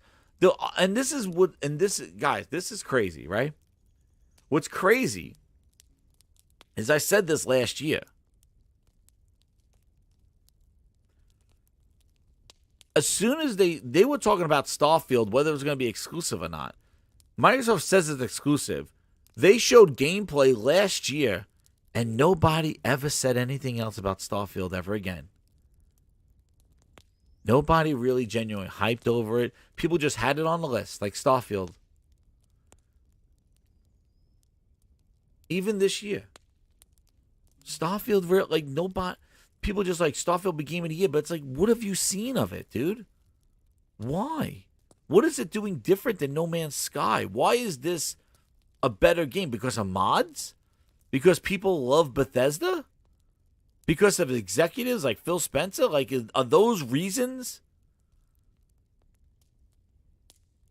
As a gamer, let me see get me that's the thing. I remember, man, with Days Gone.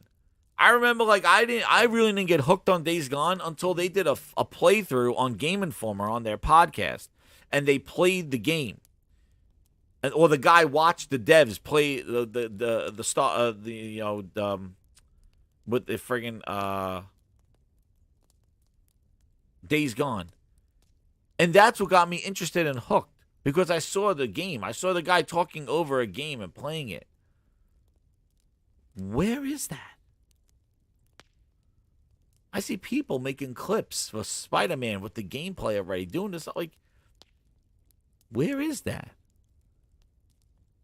Is Game Pass really give Microsoft the way just hey, just get this out there? And on that note, where is the Redfall update? Anybody? Redfall patch for 60 frames per second? Anybody? Phil said it was on track back in May. He said they were on track for 60 frames per second for Redfall. If Xbox is PC and PC's Xbox, where's the Redfall patch? 60 frames on console, still waiting in Redfall? Where's that? We're going into August now. The patch was on track. They announced it 2 weeks before the game launched, saying it's not going to be there at launch. Launch was in goddamn May. April. When was the Redfall launched? What the hell? And then saying, let's do a podcast. Xbox is great. That's right. Just wait. I only roast executives, but I do put some bots under Herman's nuts. You're my number one customer. But see, you got to understand, just wait. The logic there is that that's not trolling. What I'm doing is trying to have some of the quality of Herman Holtz's quality games rub off a bit on True Virgil. That's what that is. It's a therapy session, just wait. That's what that is. It's therapy. It's to clear the mind of Xbox is incredible. Meanwhile, they're failing more and more every day. So it's more of a therapy for them. It's not a troll. I don't put them at Herman's nuts because I'm trolling them. They are there to be in a therapy session to see, maybe if they rub up some Herman's quality, they'll see quality. You're my number one customer. That's what that is. It's a grindhouse therapy session. That's what that is. So anybody that feels that they need to get their eyes cleaned a little bit, I'll put you a pleasure to put you right next to Herman's nuts, and maybe some of that quality rubs off on you. But that is a therapy, a treatment there. It is not a troll, just to be clear on that. Game night 1, 2, 3. I don't even know what the basic story of Starfield is. Shit. And remember game night, I'm going to bring back, thank you so much for the super chat. Remember game night, remember when No Man's Sky was exclusive? And I can relate to this because I was on the green side here. And don't you remember when No Man's Sky was an exclusive? Grinders, please hit that like button if you remember this. But when No Man's Sky was a PlayStation 4 exclusive, do you remember a lot of the Xbox guys going like, What are you supposed to do in No Man's Sky? They keep showing the guy just flying around. Like, what do you do? The media was like, what are you supposed to do in No Man's Sky? What are you doing? And I remember that was like the troll. What are you doing? What are you doing, No Man's Sky? Everybody seemed to be asking, what are you doing? What are you doing, No Man's Sky? In Starfield, everybody says it's game of the year. They don't question that anymore. You remember? Ryan remembers. In there, Leech remembers. You remember that?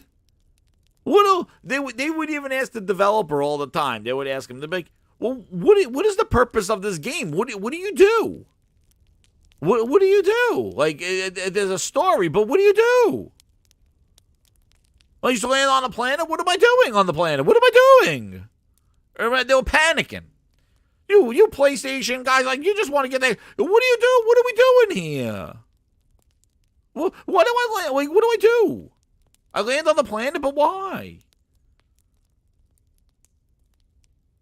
But nobody has that question for Starfield. They're like, no, I know. No, man, game of the year. Nobody asking, what are you doing on the planets? When you land on the planet, there's nothing there. What are you doing? What do you do? You're crafting for who? For what? For gas? For mods to make your spaceship look like well, what are you doing? Can you ride animals? Could you hijack animals? Could you kill them for food? Is there survival elements there? Like, what are you doing? Can you dig? Can you do terrain building? Why would I want to build a house on a planet with nothing on it? For what? No Man's Sky at least had online where you could share with your friends and craft together. There's no Man's Sky here. Starfield, you could put the plant in the corner. Nobody gives a shit because nobody's going to see it. So I don't understand. There's no questions, but everybody seemed to be concerned. Especially the Xbox people. I remember this. Well, No Man's Sky, what's the big deal? What do you do in No Man's Sky? But everybody's claiming they saw enough of Starfield and say it's game of the year. That's cap. That's the problem. And it's only cap because Phil Spencer grabbed ass for Todd Howard and they bought it for $7 billion. That's right. Because I think a lot of people will be asking that question. What am I doing here? Josh shares with the 2. It was delayed and nothing, and still nothing. This is the smoke. Yeah, I agree, Josh.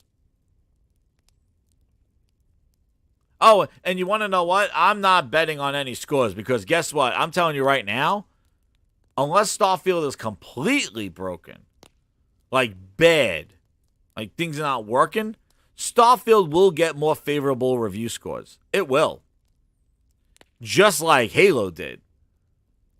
Because they know this game is all Xbox has. This is it. What are you going to do? Next year's Call of Duty or something like that? Fable coming out anytime soon. People know the impact of this game for the Xbox brand. This is the $7 billion gamble right here.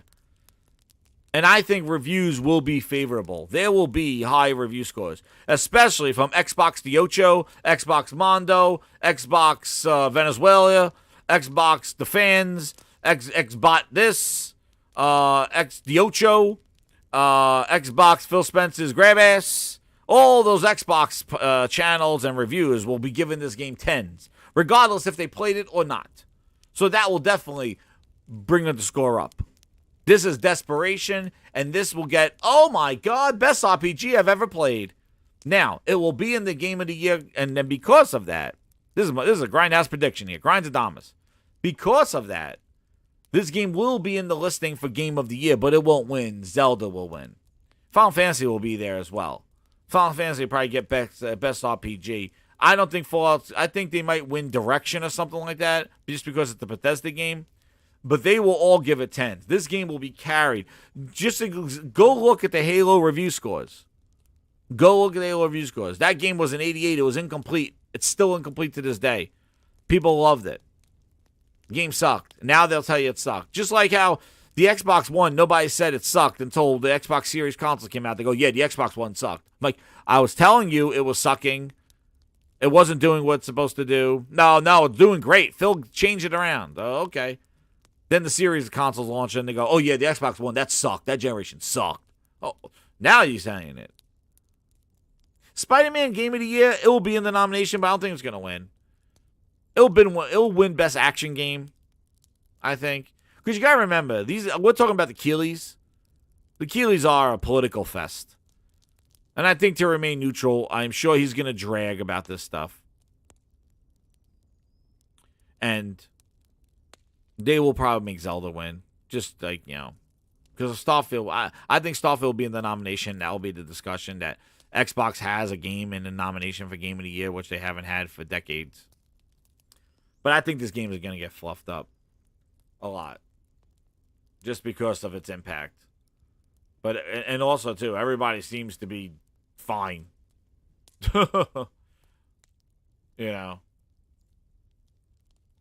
Everybody seems to be, oh, yeah, I saw enough. It's like, all right. The cap is real, dude. Half these people are not going to freaking play the game. The game is going to be a big seller for PC. Even Microsoft themselves don't think that the numbers are going to increase that much from the sales of the console. Like, the console. It's not a console seller. I think if they bundle it with the console, there might be some increase to the console. But will they bundle a game? Do they bundle Game Pass games? That's a good question. Have you ever seen a Game Pass game bundled?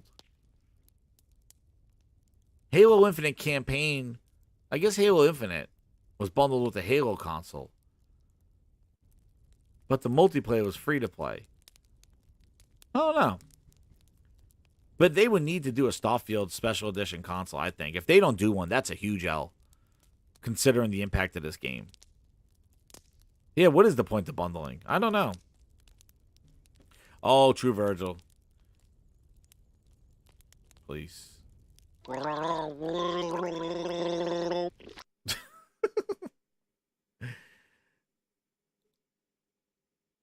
And then the thing here, Game Rant did an article about Halo Infinite. Halo Infinite will see the Reaper soon. Dude, I jumped back into this game. I've been trying it on my Asus ROG. And hey, it takes forever to join the game. And here's an article here. Halo Infinite will have to face the Reaper sooner or later. Halo Infinite has struggled to captivate its audience since launch. It may be finally a time for Microsoft to pull the plug after 2 years. This is a game that got 88s, mind you, and was carried. It was like, oh my God. It was fluffed so much. Fluffed so much. And again, I was here going, dude, this campaign is dull. There's missing content. Like, they came out, and just because they told you they're going to kick you in the nuts doesn't make that kicking in the nuts any better. They said all the stuff was missing. How do you still give this game like a great score? Oh, a 90. 90? Dude, they promised stuff that's not in the game, and it wound up taking more than a year and a half to get it there, and then they even canceled features that they promised before. Jesus, Virgil, please. I hope you're drunk. Like, I don't understand it. That's why I think Starfield got the same treatment. But this is sad. Their post-launch content sucks. Their battle. They took them over 2 years to get skill-based goddamn ranking, and even that they had to do a beta to in January, a winter solstice. They did, and to try to get the leveling system based on your performance, that took them over 2 years to do. Based on 2 years. When they had the system perfect in Master Chief Collection. The same company, 343, same developer, same Microsoft. You had it perfectly in Master Chief Collection across all these games. A ranking, skill base, you got headshots, you got extra XP. Took you 2 years to add it, and then you needed a free battle pass to test it. And let me tell you something. I went into the game. I tried to look for Forge playlist. There's nothing. I could not find just to play on. I could go play on a Forge map, but I could walk around by myself. I have to invite people to play on a created map. Remember when they said Forge was going to change everything? Like, you're going to make the game build the maps? Dude, Forge... There are people that do Forge, but, like, it's not getting the traction at all. Even in playlists. Like, I'm playing on I hear game mode, and it doesn't put you on Forge maps and stuff like that. Like, there was so much more Forge impact in Halo 5 than in this. And this thing's across everywhere. Cloud, PC gaming, console gaming. This Halo is in more places than Halo 5 ever was. And it has dropped off faster than Halo 5. A game that was complained about for its campaign. It's so bad that in the 25 games in Xbox Game Pass Core, Halo Infinite campaign is not even on the 25 list. It's Halo 5. And no split screen. They cancel that. Keep that in mind, Mod, when we talk about the next topic. The lack of substantial content. Where's the seasonality? Do you remember this last season, they took out the CGI videos of the story for multiplayer. They took out the campaign videos for multiplayer. So now the seasons don't even, they were leading up to some story about this virus and this things like that. There was like a CGI video before each season. There was also season missions related to the topic of the video. And they got rid of the campaign videos for the multiplayer. Crazy. Is it, Captain? I'm going to have to get that Remnant too. I'm going to have to probably get it. And this is my favorite franchise, and I can't believe how nuded it is. And I have one thing to blame. Game Pass. And Phil Spencer's vision of more people to play games. They have more focus on who, how, where, why, than the what. And when it comes down to the what, Microsoft does not know how to advertise their games, how to market their games, or how to support their games to make their games gameplay worthy for the gamer, for us, for you. That's the problem. It is like buying a fancy car and cheaping out on the gas, or just not even having gas for it. How can this company that people make videos about, podcasts, have all this insider stuff, he hears you, he's in your tweets, he's in your Xbox party chats, you're sitting around tables talking to executives, talking to people that can make these decisions. For years they've been doing this. And we're still sitting here with incompetence on how to manage games and how to market games to us. That's even worse than them just being ignorant business people. What's worse is they pretend to be our friends. They pretend to be gamers. They pretend to be there with you. They pretend to sign your ass. They pretend to take you to dinners, to take you to lunches, to like you, to follow you, to give you inside access, to give you the heads up that bad news is coming. You're an insider now. They do all that and still do incompetence with when it comes to the most important thing, the goddamn games. They gutted 343. What was your plan? You're canceling the Xbox Companion app. What is your plan on sharing content from the console? You still have a console. You still got people. Are you in or are you out? This is the problem that they have. Grind rant time. Time it. This is the problem that grinds my gears, and I come here every day and powers the Grindhouse. It is the polar opposite bipolarism of Xbox. Are you in or are you out? Are you everywhere or are you nowhere? This is the most grinding thing and the most frustrating thing of watching them compete and being like, are you coming in the pool or are you staying out of the pool? We don't care about consoles. It's about 3 billion gamers. But here is a console. We won't lose this console generation. I'm not building this console to lose. You just told us we don't need a console. How do you expect to win? How do you expect to win when your marketing is telling people you don't need a console? And you don't have any console-defining games. How do you come out here and speak this? Our console, that somehow we're going to win the console race, I think doesn't really lay into the reality of most people. So you never going to win the console race, but then when you're launching your console, you say this. Build a great Project Scarlet. I want people to feel like they can have amazing console experiences they've never seen before, and that they've got the best lineup of content and services of any platform out there. And we're totally focused on that. And I know we have other things going with like coming to PC and xCloud, but I'll say that being a leader in console is something that the team is committed to doing. And we're not building this program to try to aim for second place. We were going to build it aiming for first place, and that's what I want to hit. One of the other things. So, right, Josh, in the pool, out of the pool, like how? So I guess as a team, you failed. You're my number one customer. I guess your team was building to be a leader in console has failed.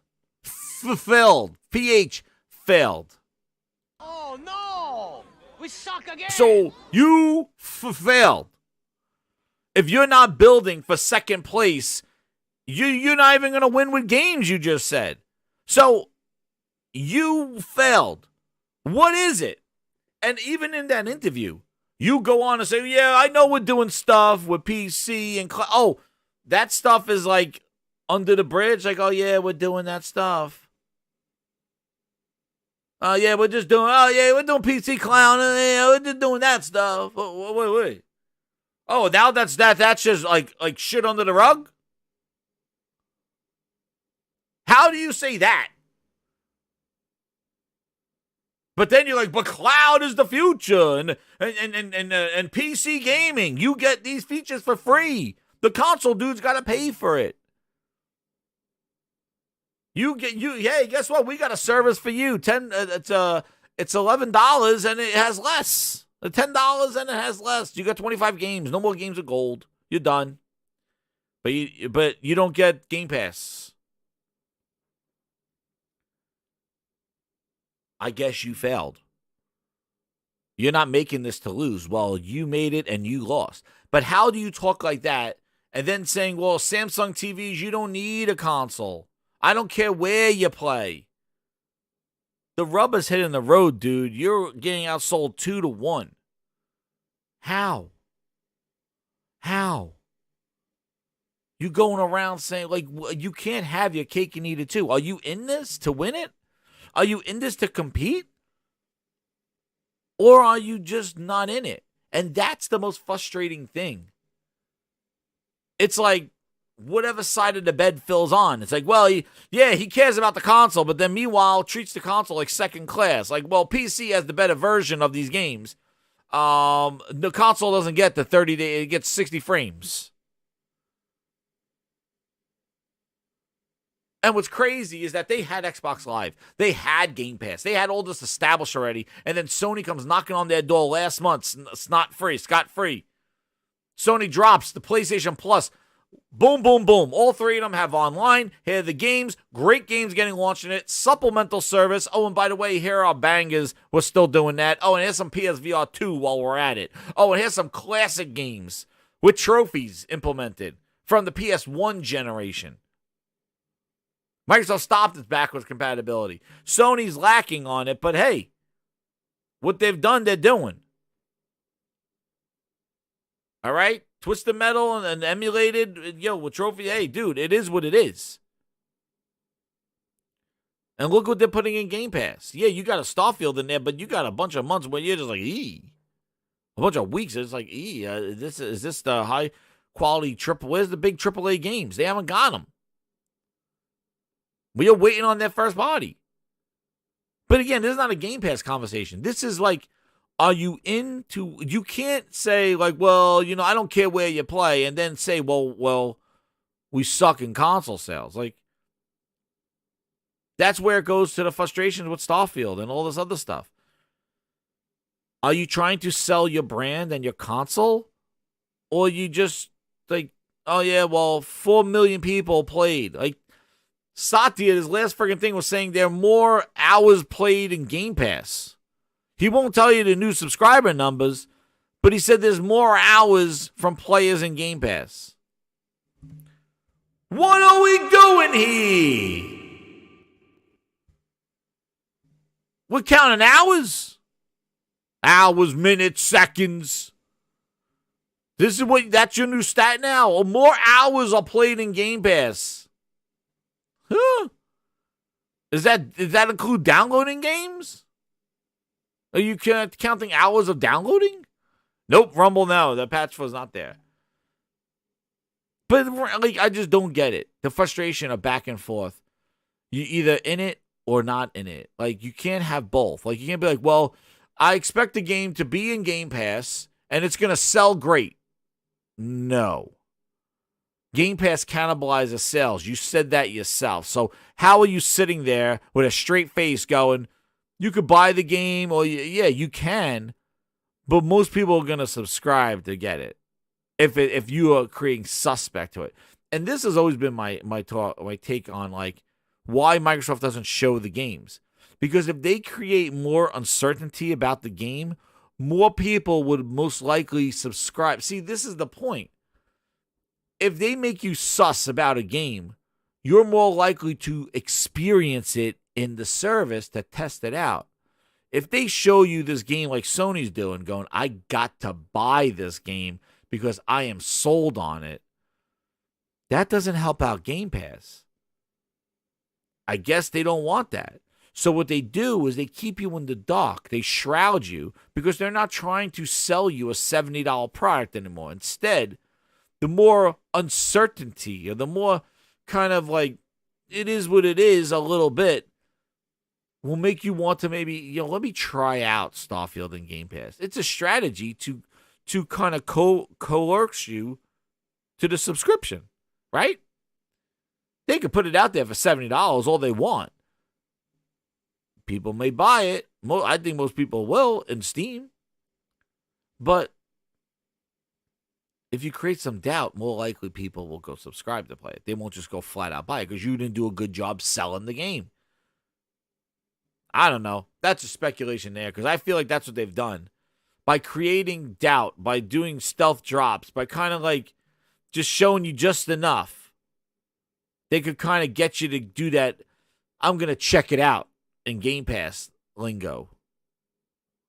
Because they're not trying to sell you a $70 product. They will sell you a $7 product for a sucker.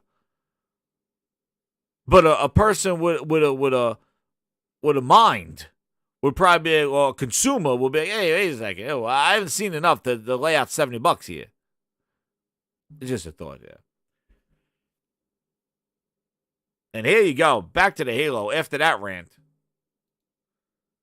With the upcoming, potentially following the same, it's likely the remaining plays will be pushed out. Dude, what is the latest count on Halo online play? Dude, what is that? Before we leave this topic, what the hell is that at? Halo on... Because I tell you, it takes forever to find the game. Halo Infinite Steam numbers. What are they at now, dude?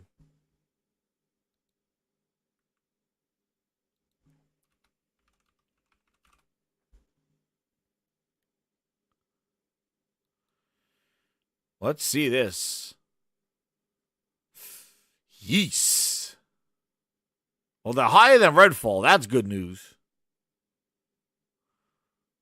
Holy crap. Dude.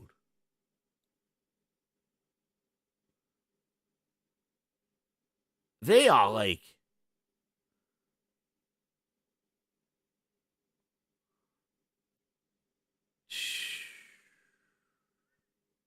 They're hitting 5,000, dude.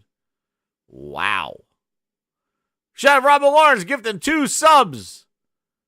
Wanna got the sub. And Don John Sean. My God. Dude, look at this. Look at the seasonality. The seasons are not even bringing people back.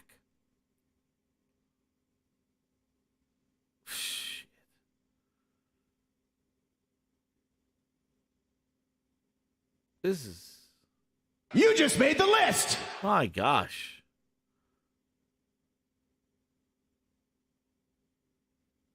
Look at the all-time peak. 2 years ago. 272.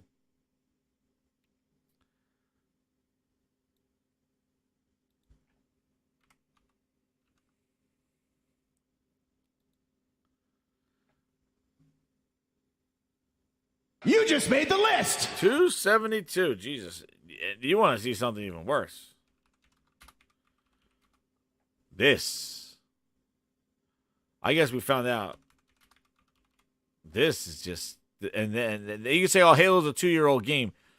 You want to see something. Grinders. Hit that like button. We got over 320 people in the air. You want to see something that is pathetic.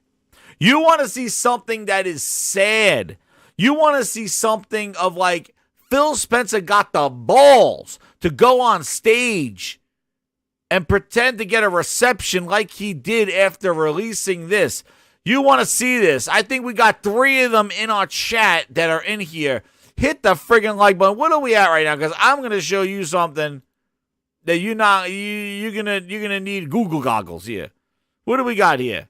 We got 121, 26. Let's go. Hit that like button. Watch this. This is a one-man Grindhouse show, the Bachelor Grindhouse. You want to see something? You say Halo's 2 years old. Halo's 2 years old. That's why there's only 5,000 people. Get ready. Get goddamn ready. Oh, man. Oh, man. Redfall got 17 people in game at 10 o'clock at night. What are we doing here? No! We suck again! Oh, and second us too. 17 people! It's the devs' parents! It's the friends and family program! What are we doing here? Sirens! 17 goddamn people! Phil! Hold on. Okay. Holy Spirit, activate. Oh, no. Holy Spirit, activate. Holy Spirit, activate. Activate. Activate.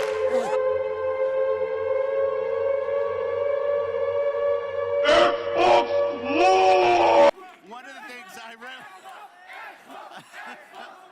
really love about being here is the family. The rectangle. What? The rectangle. Means when I think about Xbox, I'm going to think about quality games. We have work to do there. We haven't done our best work over the last few years with our first-party output. That's always been a hit on the company on that. Whenever I hear some criticism.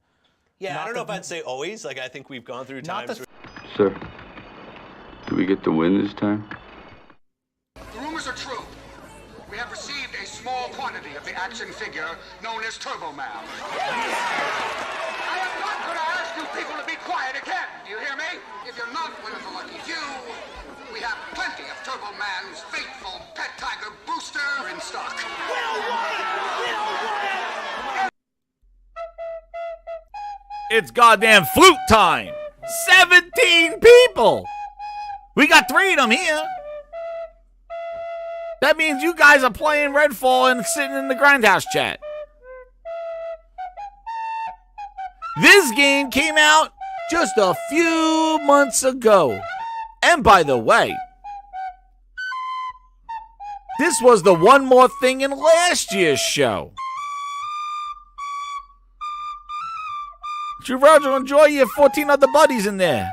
I'm sure it's the friends and family from the developers. It must be the beta testers testing out the 60 frames per second mode. Falute, I need some answers. But this man, Phil Spencer, goes on stage and is celebrated when the trash he released just a few months ago. Just going... Just focused more on great games on our console that somehow we're going to win the console race. I see commentary that if you just build great games, on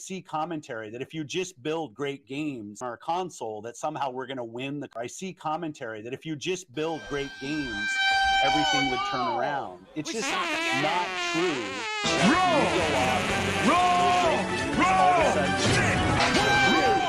An idiot in sandwich. some dramatic way. We lost An idiot sandwich, Chef the Ramsay. worst generation to.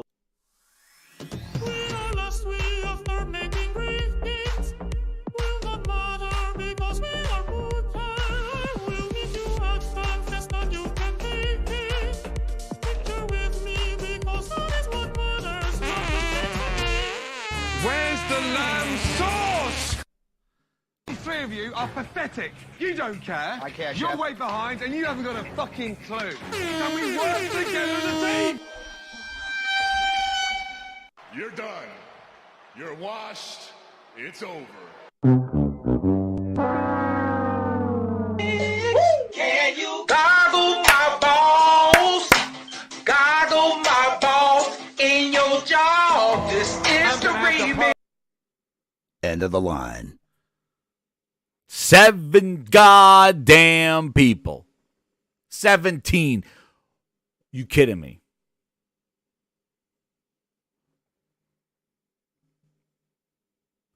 And you think we're good, though. Starfield, I saw enough. You forget. Short-term memory. Let's not trash on Halo. That's 2 years old. Jesus, 5,000 looks like a freaking godsend to Redfall. This is what I mean. The game is everywhere. Everywhere.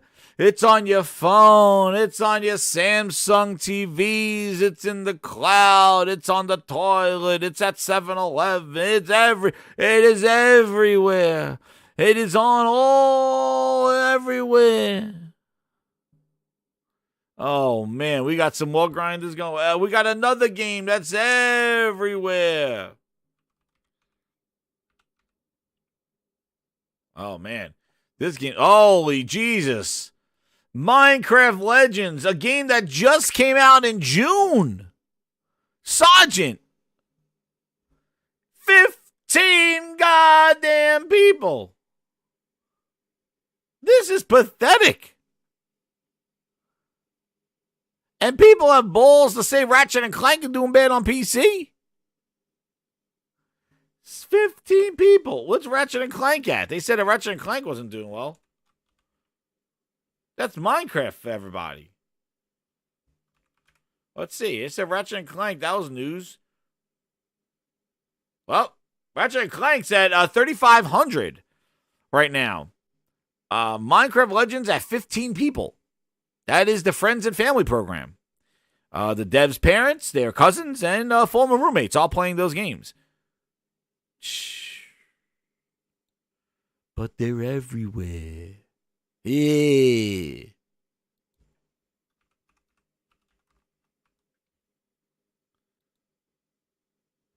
Jesus, even Forspoken, the game that everybody hated, 69 people.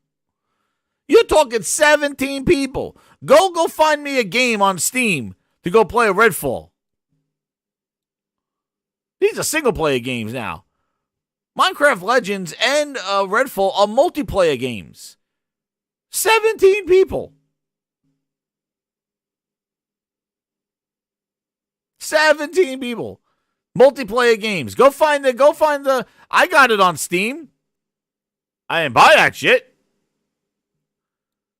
Go tell me. Go find the game. It's a glitch. Oh shit. Well, back to Halo and its trash. There we go. Thank you again. What else they say? You're my #1 customer. Halo's days. Oh, look at this. Back to the Halo thing. It's a glitch. Holy shit. You better watch it, man. Anyway. The Game 9 with the 3. Imagine if Jim or Herman said, I see the whole commentary about if you just make great game speech, they will be booed. Not be like, oh, yeah, he's so candid and honest. Yeah, that's right, Game Night. Oh, he took it on the chin. He took it on the chin. Yeah, he took it on the chin. He gave it to you on the chin. He's giving it to them on the chin. They're giving it to the chin. He took it on the chin. Forspoken got 70 people in there. These are the games you hyping up, dude. Asphalt. Minecraft Legends. Came out in June. This is your first party games, dude. Everywhere. 3 billion gamers. Nobody's going to play trash. Can't handle the facts. This is it. You're done. You're washed. It's over. Halo days were numbered from the start, says the people that gave 88s and 100s to an incomplete game. Some horse shit right there. The battle pass, the cosmetics. Oh, have you heard it before? Now they're coming around to it. Halo Infinite's in its 4th season and a 5th one launching in October. Dude, the 4th one launched during E3. Microsoft didn't even talk about it. End of the line. Halo Infinite is in the 5th season in October. There's a strong chance that the upcoming season will follow the lead of its predecessors and it could be the final straw for the remaining players.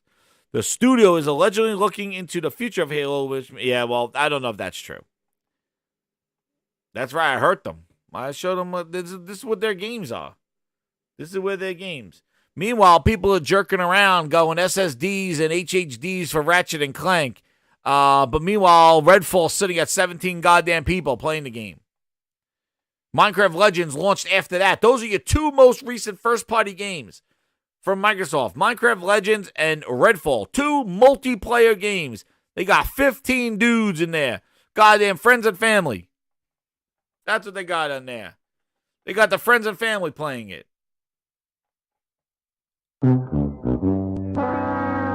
Would you chip that? What you just played? Would you chip that? What you just played?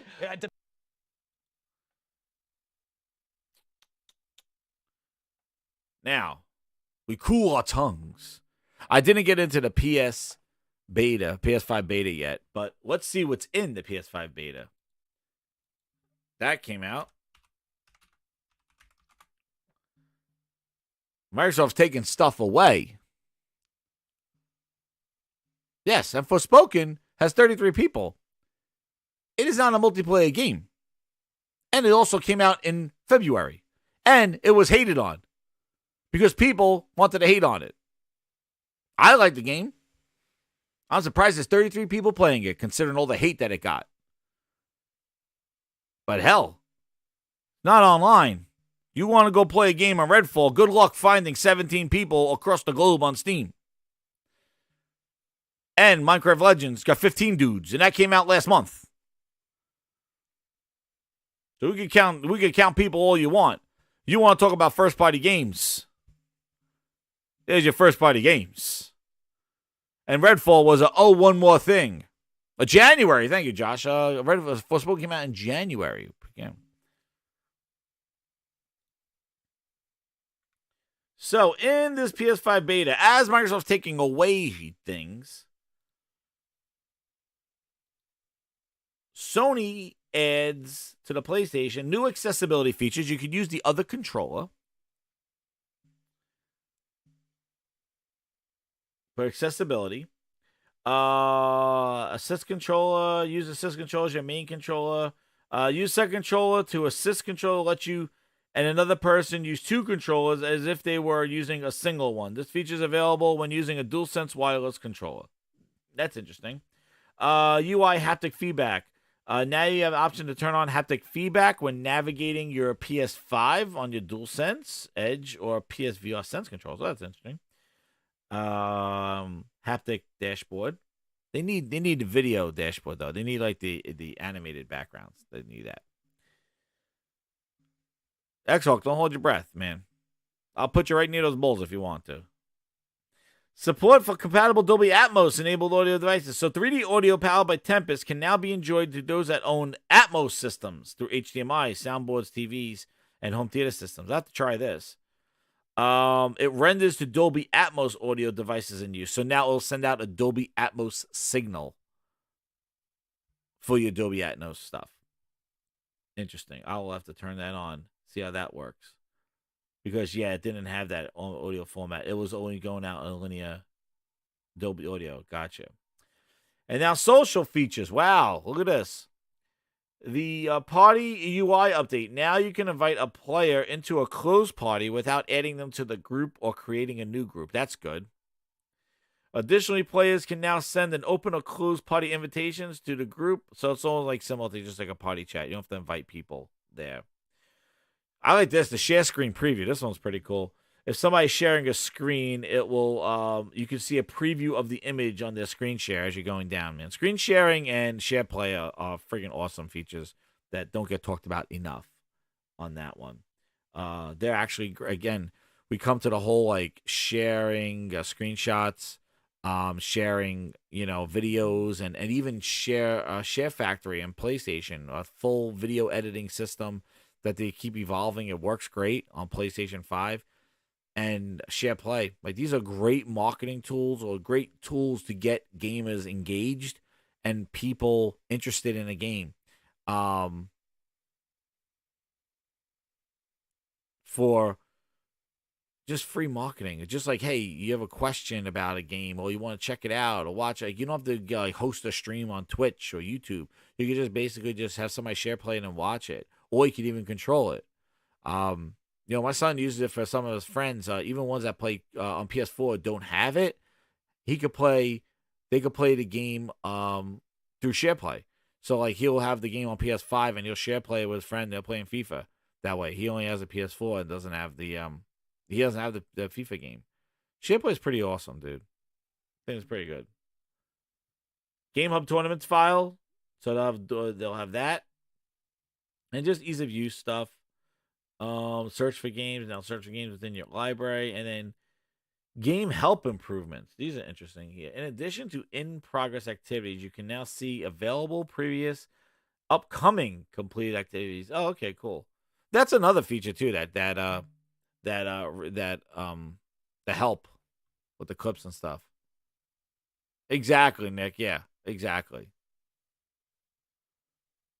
And discover new features, pop-ups they got there. But this is the big one, dude. Remember? Oh, Sony's memory expansion. Bad. Good. For Xbox proprietary. Look at this. With this update, now it supports 8 terabyte from the previous 4 terabyte expanded storage. Now, as the SSDs get bigger and faster, Sony just changed the limit to 8 terabytes. Just like that, you got an upgrade. Now it supports 8 terabytes. And this is crazy because as the numbers drop down, I just got a 2 terabyte for like $100 and something, $200. Like as these drop in price, they just added the cap to 8 terabytes. Now it's probably a big expensive thing, but dude, just like that, Microsoft still can't even get out of the friggin' 1 terabyte goddamn memory card. I think they're 2 terabytes, still $500, $400 something. Because they went proprietary, and they got to wait for Seagate and Western Digital to do it. Sony's an open market. Another thing that we said this was good when Sony did this. And everybody's like, no, the proprietary one's better. You just plug it in the back. And dude, 8 terabytes. And a faster one at that. A Gen 4. And I'm sure they might even throw in a Gen 5 in there. And another update. But yeah, 8 terabytes is expensive as hell.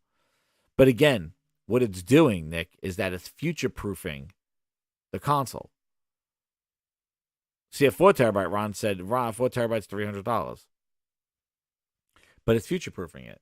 So for the next wave of SSDs in the next year or two, it's not for now 8 terabytes, but the fact that, you could always add an 8 terabyte down the line. And you see how fast they drop in price, dude. Like, they drop in price. Like, I think next year at this time, an 8 terabyte will probably be sitting at $300. Maybe less. So, again, yeah, I'm not saying right now. But right now, probably 8 terabytes is probably like $800.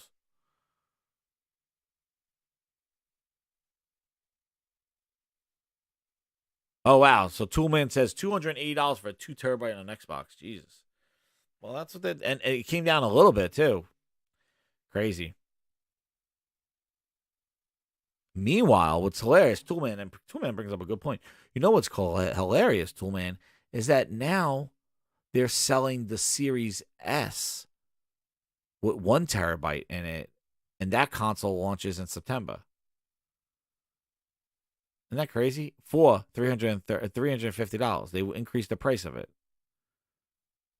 So they went from $300 for the base S up 50. I think it's $50. I think $350 for the 1 terabyte Series S.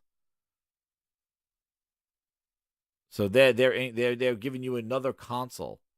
You had to go buy another console. Craziness for a 1 terabyte S for a Series S. Craziness.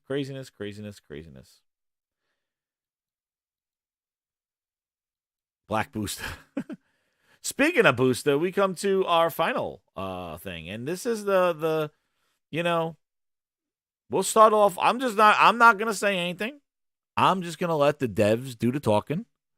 And then we'll talk about it.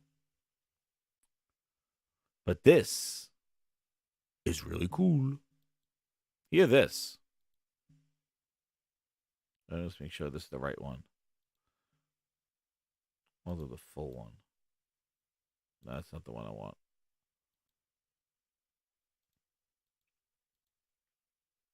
For an update. So we're coming back to this, just to intro this thing. Yeah, I'm not covering that thing, Jacob. I've seen that. So just the intro to this thing.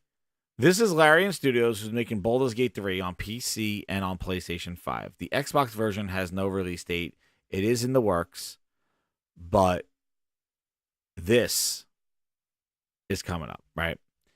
And they've said multiple times this whole split screen stuff that's really been causing extra dev time, and talked a lot about this Xbox and the model of the Series S and X.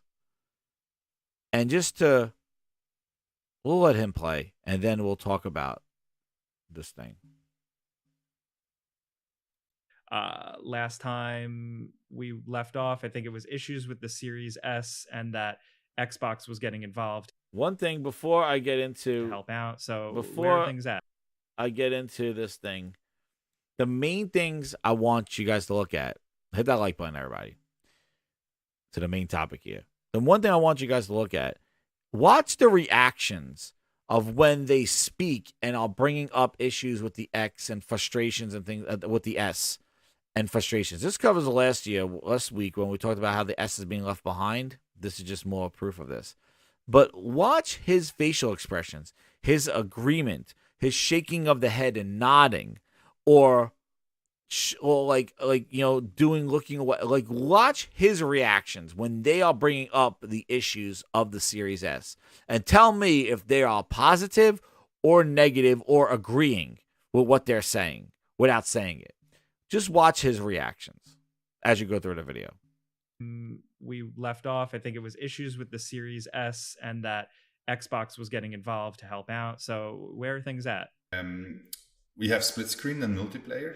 The combination of it is what makes it complicated, because we don't run on a live service. We run the servers on your machine itself. So that means that you could have 4 consoles that have to work together and simulate where the 4 players are in different locations of the city, for instance, which is very complicated. Somebody can jump in and split screen. All that needs to be simulated. It takes a lot of memory. Hello, darkness, my old friend.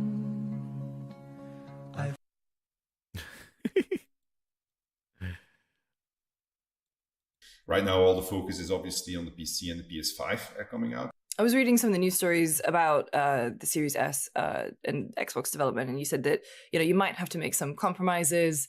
And who's that? It's going to sound like a loaded question. I'm just genuinely interested in your opinion on it.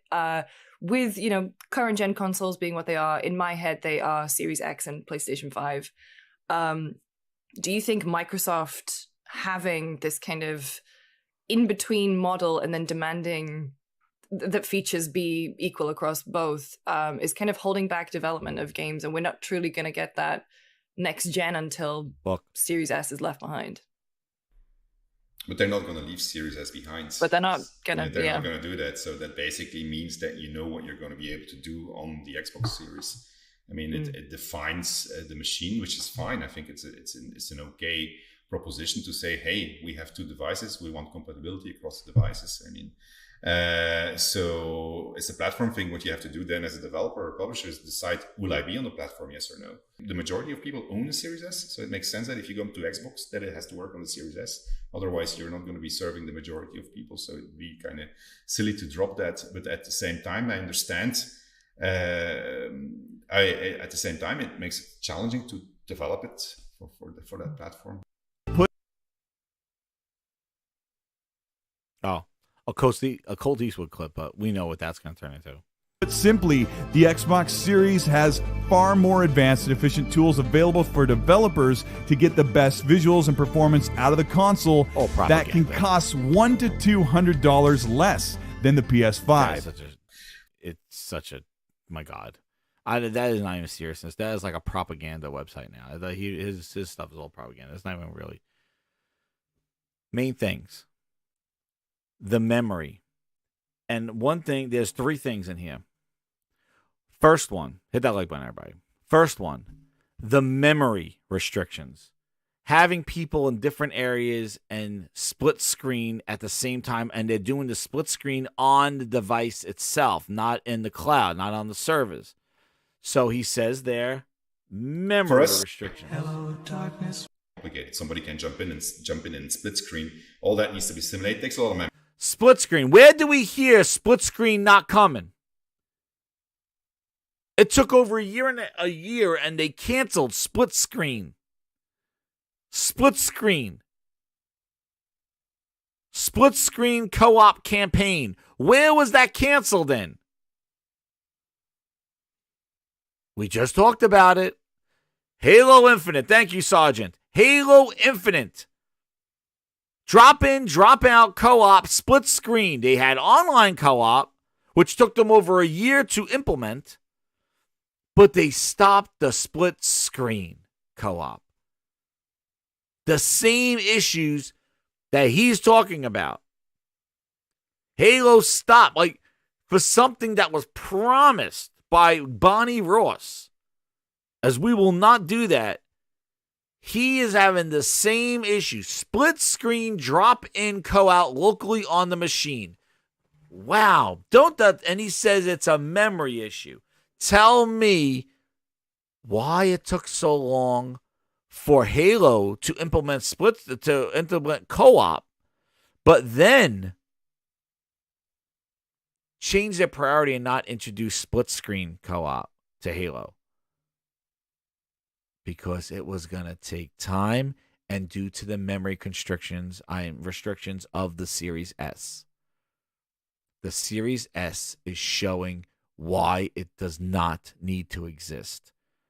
You got away with the cross-gen games and old games running faster and all this other stuff, playing old games. But now, when we're in second and third year and we're into this S is stopping what can be done on the Xbox console platform.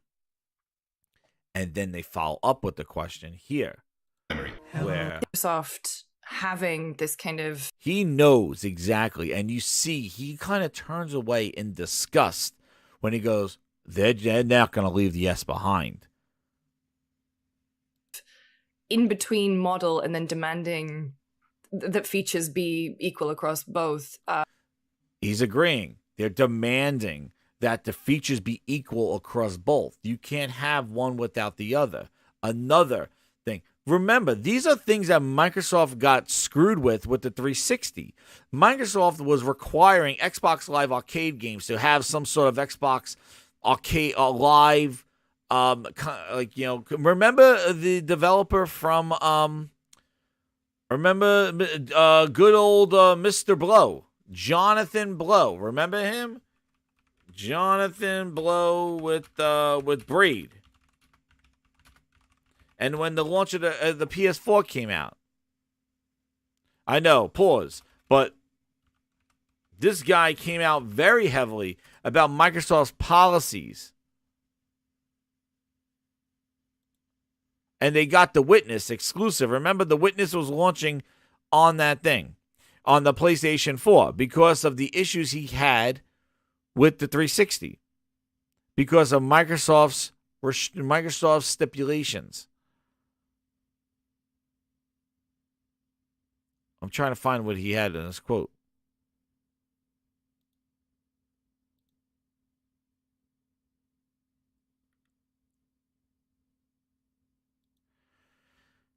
He talked about negative experiences on Xbox. Remember this in the beginning, guys. Remember.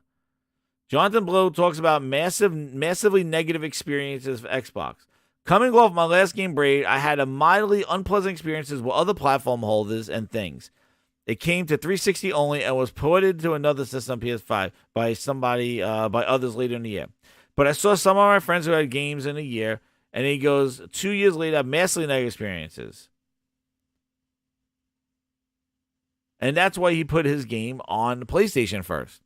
But it was their policies, their stipulations, their stuff that they wanted for their marketing of Xbox Live. These are the things that he didn't want. And he came out a lot and said, I'm trying to figure out what specific. I think it had to do with trying to find it quick to see what he says.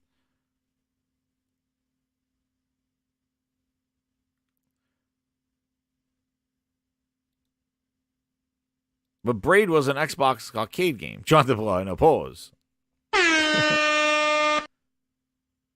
And look at it. Look at his quote was this. They have a cultural. He stated. There he goes. These are his things. A Twitter user asked Jonathan whether he ever apologized for being wrong, since they do have actual servers. To which he replied, "Well, they said they are Azure servers, and Azure servers do exist physically. Nobody disputes that." He further revealed that he does not give Microsoft the benefit of the doubt. They threatened to ruin my life, and I'm not the only indie they treated this way. So I don't give them the benefit of the doubt. Actually, some other indies, like Team Meat, got treated way worse than I did. They have cultural habit of treating small developers like shit. Hopefully, they will manage to get away from this on the new console. But I have reason to be skeptical, as many of the people who treated devs badly still work there.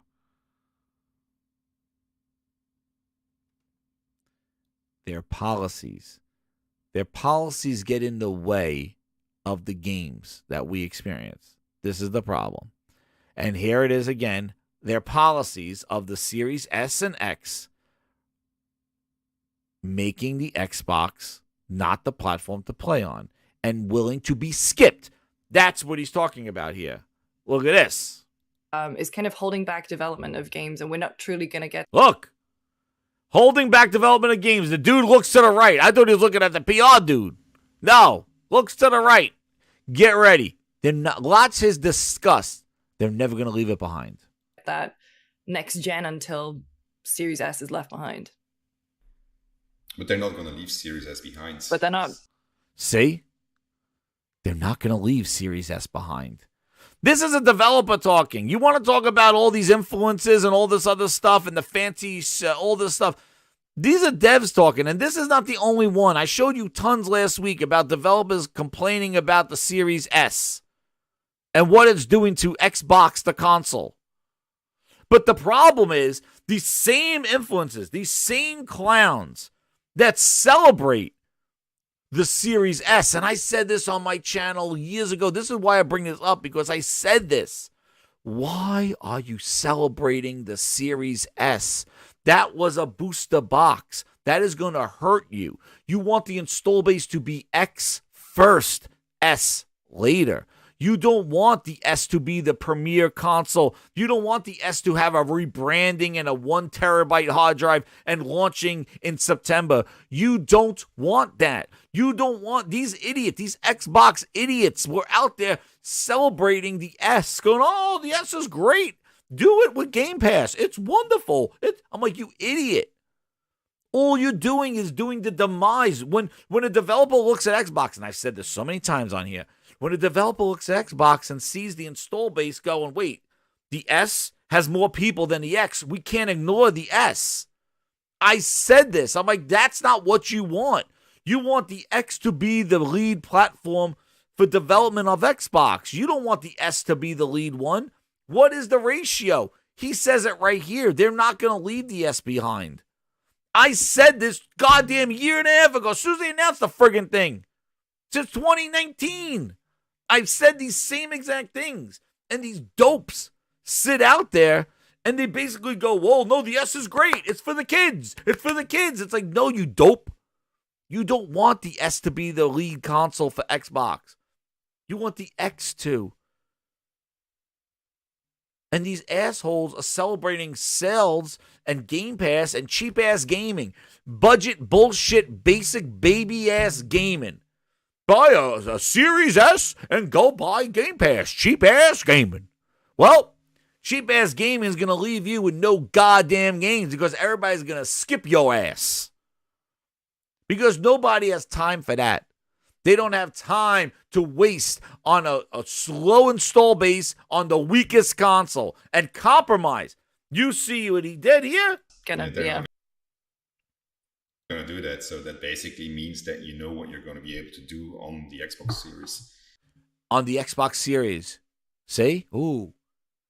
He didn't say anything about PlayStation 5. He didn't say anything about his game on another platform. He says now you know what you're going to get with the Series consoles.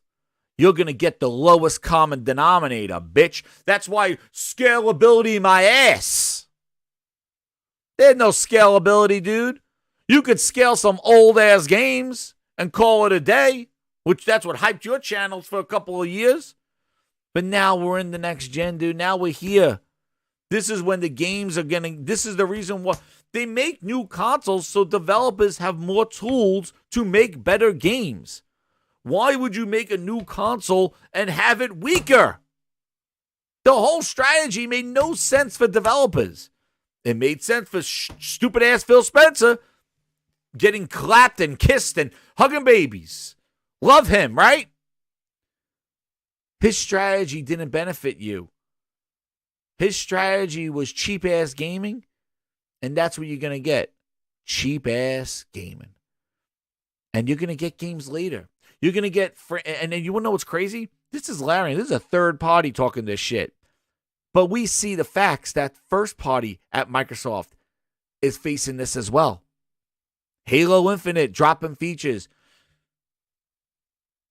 Redfall, no 60 frames at launch. Still not there to this day. Starfield already confirmed at 30 frames on both consoles. This is their first party $7 billion later. So this is not a developer problem. Like I said, it's not last week when I showed more people saying the same thing. This is not a developer problem. This is what you don't want to hear, a hardware problem. This is a bottleneck. This is a restriction. And guess what? Be very clear here. This is not capability. It's optimization. They could probably get it to work if they put in more time. And some of them are. But is that time worth the sales or the money that you're going to get back from the lowest install base? I said this so many times before. When you have the weakest dog in the race, you don't have a place to leverage. You don't have any leverage.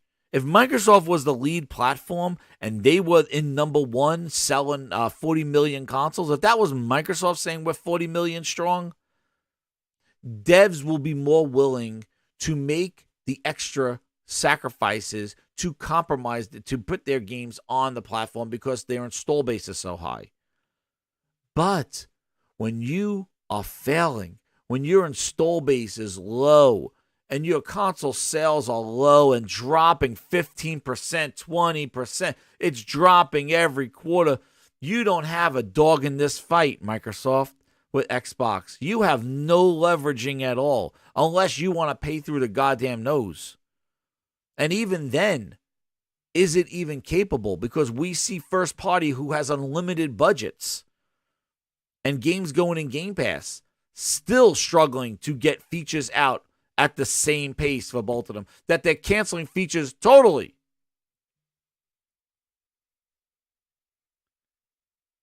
And now, he says it. I mean, it defines the machine, which is fine. I think it defines the machine. It's what they do. He's like, it's fine. That's what Microsoft wants to do, but they know what they're getting. You're not getting the game when we want to make the game. It's an okay proposition to say, hey, we have two devices, we want compatibility across the devices. I mean, that's what they want to do. So it's a platform thing. What you have to do then as a developer or publisher is decide, will I be on the platform, yes or no? And there you go. Will I be on the platform? And on top of that, in addition to this compromise with the S and the X and power and extra time that takes, not only do you have that hurdle, but then you have the hurdle of Game Pass.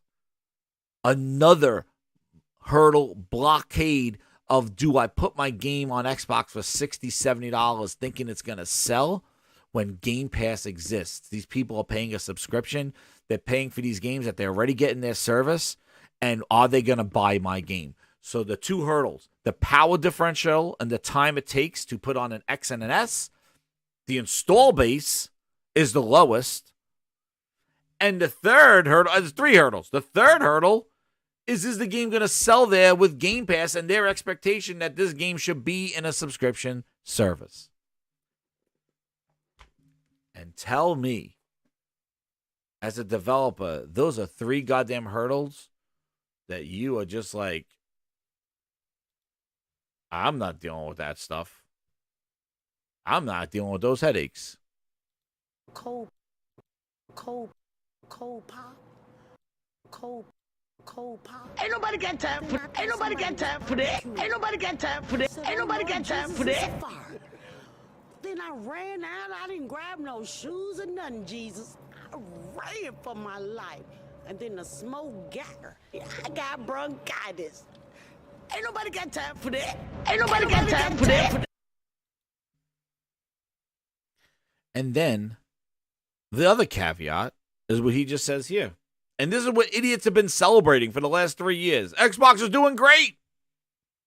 The majority of people own a Series S, so it makes sense that if you come to Xbox, that it has to work on the Series S. Otherwise, you're not going to be serving the majority of people. So it'd be kind of silly to drop that, but at the same time. And there's the problem. There you go. The S is the majority of the Xbox. Booster is Xbox. Booster is Xbox. Boosters in the chat. Booster is Xbox. That defines the Xbox. The series consoles are defined by Booster. They're not defined by Turbo Man. They are defined by Booster. And we know what Booster gets. What does Booster get? The rumors are true. We have received a small quantity of the action. You know what? Nobody likes you, Booster. You know what? Nobody likes you, Booster. Nobody likes Booster. And Booster is the defining here. I understand. At the same time, it makes it challenging to develop it for that platform. Challenging to develop on a platform knowing that. X-Hawk, this one's going out to you. Can you goggle my balls? Goggle my balls in your jaw. This is the remix. This is the remix.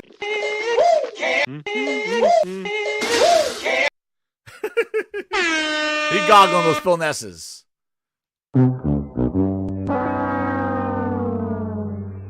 And the other thing I want to point out before I leave this video is I'm pure like devs talking here. No smoke up anybody's ass.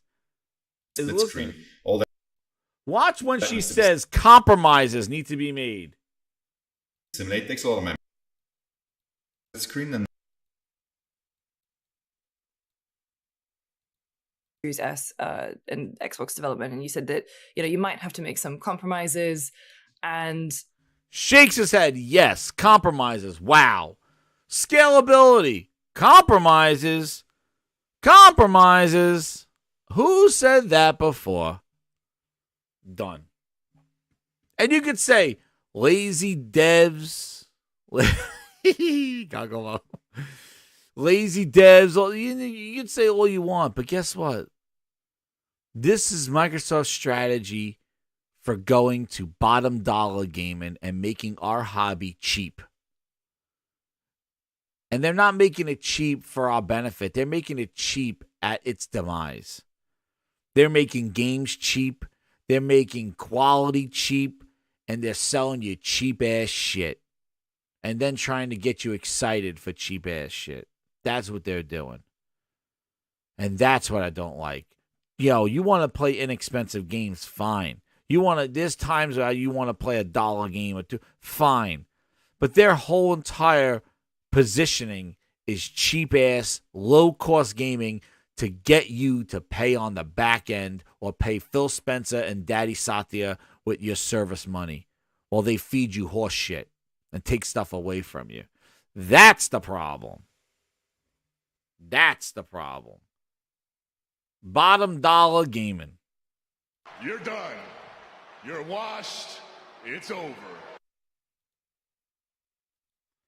So knowing that, with this strategy, like he said, they're not going to leave the S behind. They're not going to. And the craziest thing is that their S is actually the bigger seller. And you see that in the fact that they're doubling down with the S 1 terabyte coming out when Starfield's coming out in September. Not an X bundle, which they need one, but an S, black S for 1 terabyte is coming out. Are you trying to tell me let's get Starfield on an S? Is that their plan? Because it's kind of confusing when you have an S with 1 terabyte. The Xbox Series X already has 1 terabyte. And do you do a bundle? Are you putting both of them out there? Maybe there's I think, when are they going to start pre-orders for a Series S with Starfield, a Series X with Starfield? That probably should have happened already, unless they announce it tomorrow. But it's getting kind of late for them to announce a new console for pre-orders for the Starfield game. But if they're doing an S at 1 terabyte and an X,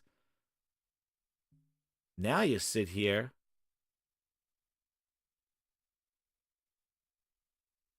and go, what's going on? What's their plan? Buy Starfield, get an S, 30 frames on both consoles?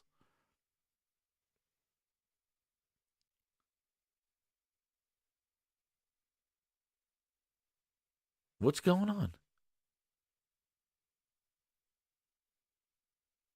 Booster is killing the gaming experience. It's horrible. They bet on Booster.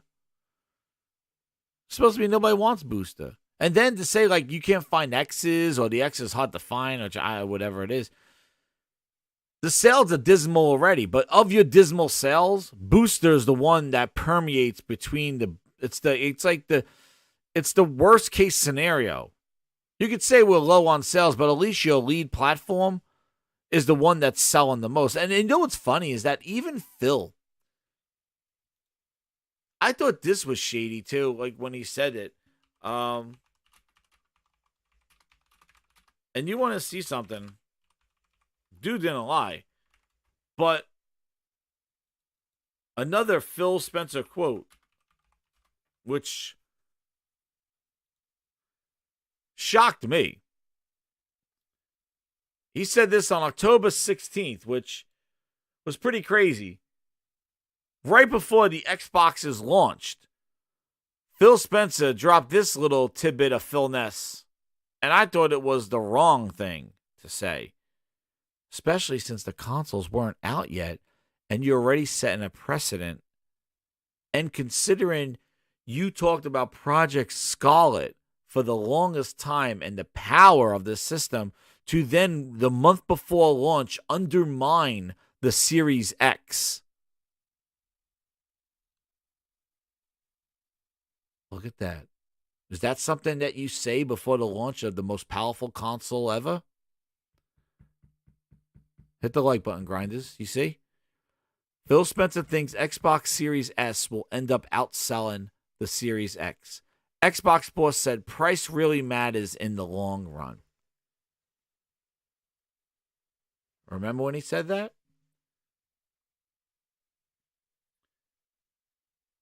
This was October, right before the console launched. Phil Spencer, head of gaming, expects the cheaper S to outsell the X over the course of the next generation. It's going according to plan, dude.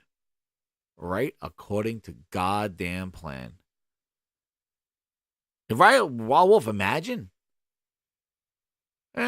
a month before telling you that Booster is going to outsell the other one. Booster should be the option for those, but we're leading. You heard what he said. You heard. Right? Build a great Project Scarlet. I want people to feel like they can have amazing console experiences. Dude, he didn't say. You heard this quote, right? This interview right here. Phil Spencer says, I want a most incredible experiences on Project Scarlet. That is the Series X. That was the project name. This didn't exist yet. This was Project Lockhart, which they dropped in an Xbox Wire months later. The X was a thing that they revealed. The X was a thing they showed at the Game Awards. Project Scarlet was talked about for a year and a half. The power of it before. Build a great Project Scarlet. I want people to feel like they can have amazing console experiences they've never seen before, and that they've got the best lineup of content and services of any platform out there. And we're totally focused on that. And I know we have other things going with like coming to PC and xCloud, but I'll say that being a leader in console is something that the team is committed to doing, and that's we're not building this program to try to aim for second place. Yeah. Project Scarlet, most amazing experiences, but you're betting on Booster a month before launch.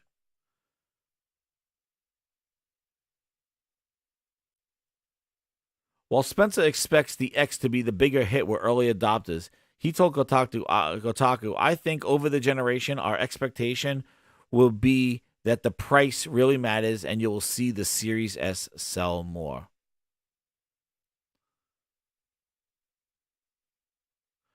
I think we'll sell every unit, both of them. I think demand is just going to outstrip supply. Pre-orders for us and PlayStation, I think the manufacturing supply chain is going to be dictate the market more than anything else.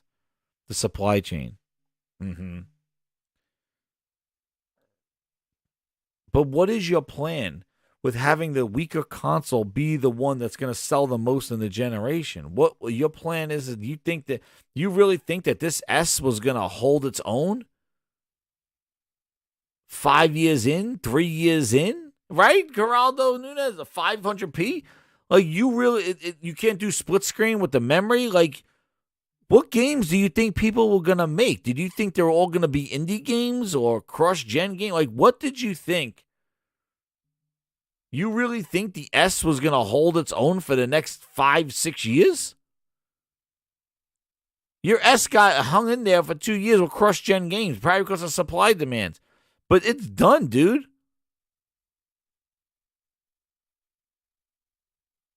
And maybe Ryan. But then this puts the whole thing in perspective now. If he thinks the Series S was going to sell the most, and it is, and you see developers saying this since this thing was announced, we can't hold back our games. We just know what you're going to get over there, and you're going to get it later because they want it on both of those systems.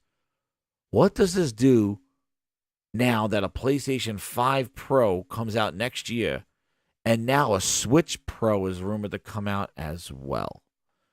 So both Sony and Nintendo are going to move ahead with new hardware, and you really think if Microsoft's saying what they said, where Phil says the data shows people don't want a mid-gen refresh, you really think Xbox could hold its own sitting there with a Series S and an X without a mid-gen refresh when there's going to be new, more powerful hardware for both the S, for Nintendo and Sony next year?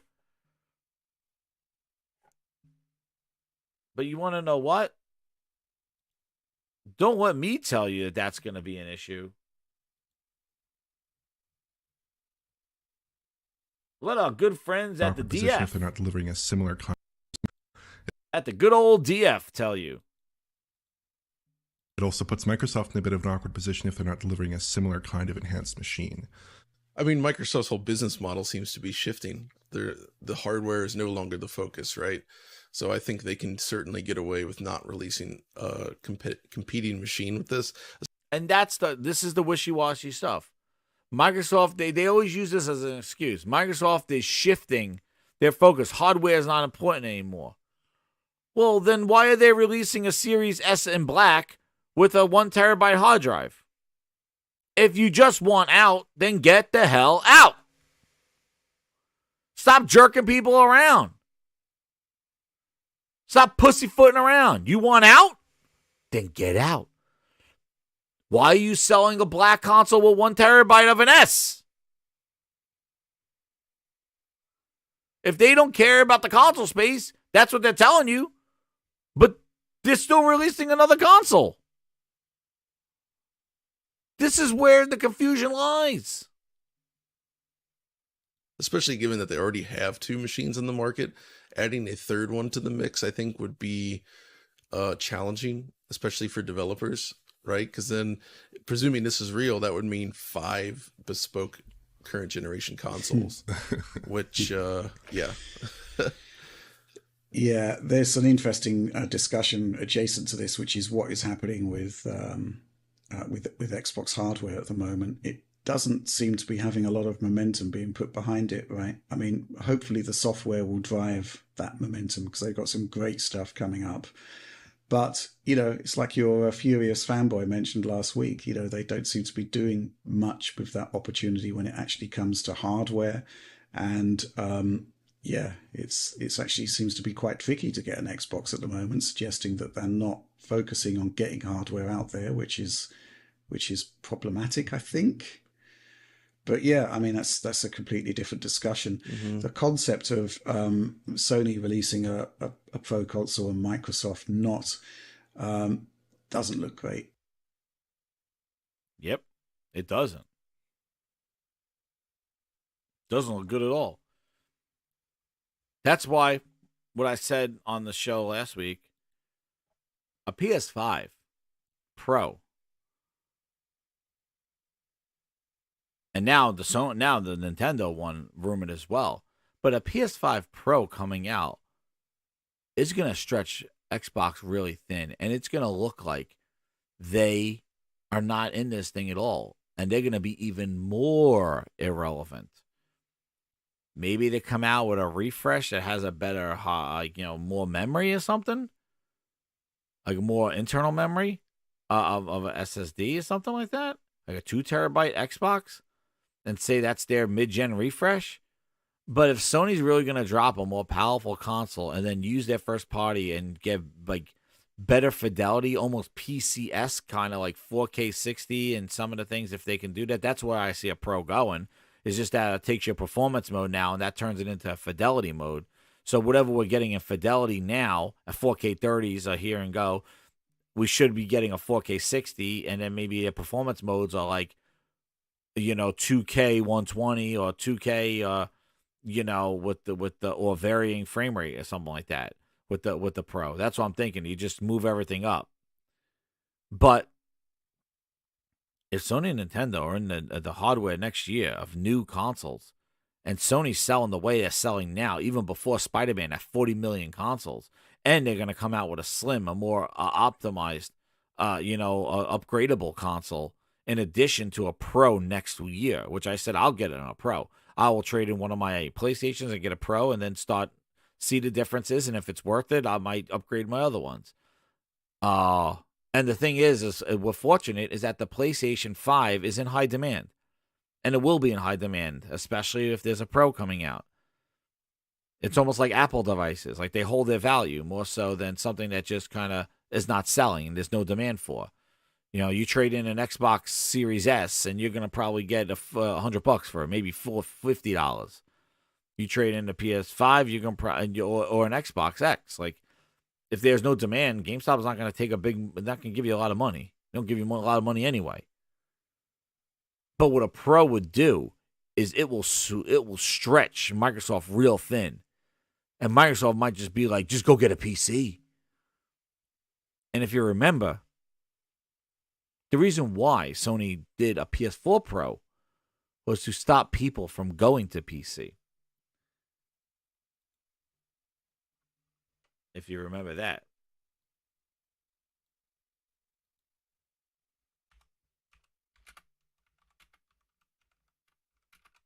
The reason why it existed is so people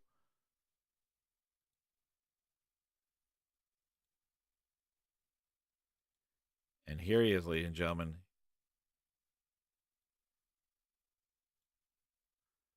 Get those emojis ready. Your Cerny Dana Covey is here. And a number of the game directors that I've talked to have been pretty excited. The high fidelity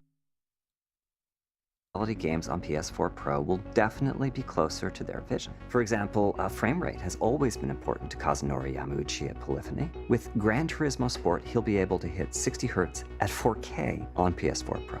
4K gaming, obviously an evolving landscape, right? So curious if there have been any surprises or sort of aha moments. 4K gaming, no, Cerny. Where's this thing? Cerny, get over here. Where did you do that? Where's the video that he did, the presentation? Oh, here it is.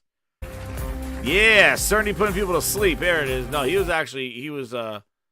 awake here. Why is it doing this? There we go. I want this over here. We're also equipped. Here you go. Here he is, ladies and gentlemen. Get those Cerny heads in the chat. Here it is. Cerny was right. They have unfortunate consequences for console community. Our goal is to deliver high-fidelity graphical experiences.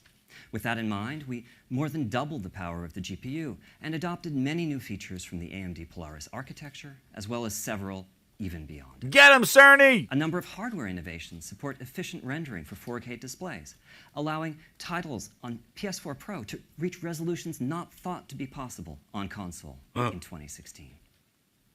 For those gamers and developers who put a premium on achieving the smoothest frame rate possible, we're boosting the clock rate of the CPU. 2 million pixels.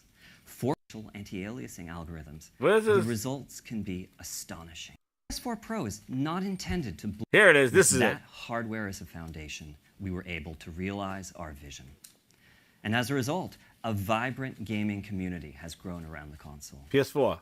PS4 Pro is not intended to blur the lines between console generations. Instead, the vision is to take the PS4 experience to extraordinary new levels. First and foremost, our goal is to deliver high-fidelity graphical experiences.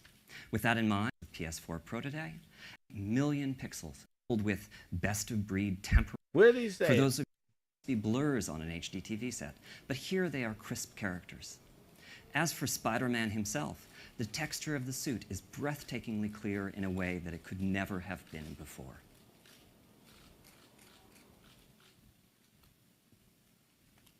The difference is in the high rendering resolution that PS4 brings a greater intensity and welcome new reality to brilliant skies.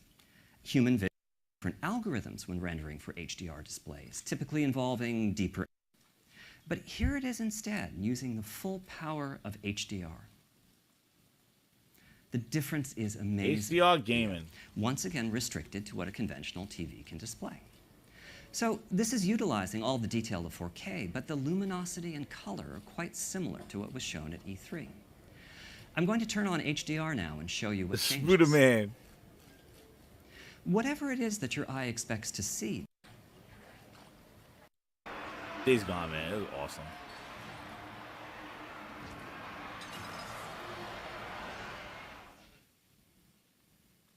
So much with HDR is that it's possible to have key areas of the screen, such as these explosions. Developers are free to tailor the experience to best fit procedural ground cover, higher scene complexity, greater texture fidelity, dynamic reflections, and Infamous First Light and Shadow of Mordor to show you how Gear chose to focus on the detail and reality. That's VR on this one.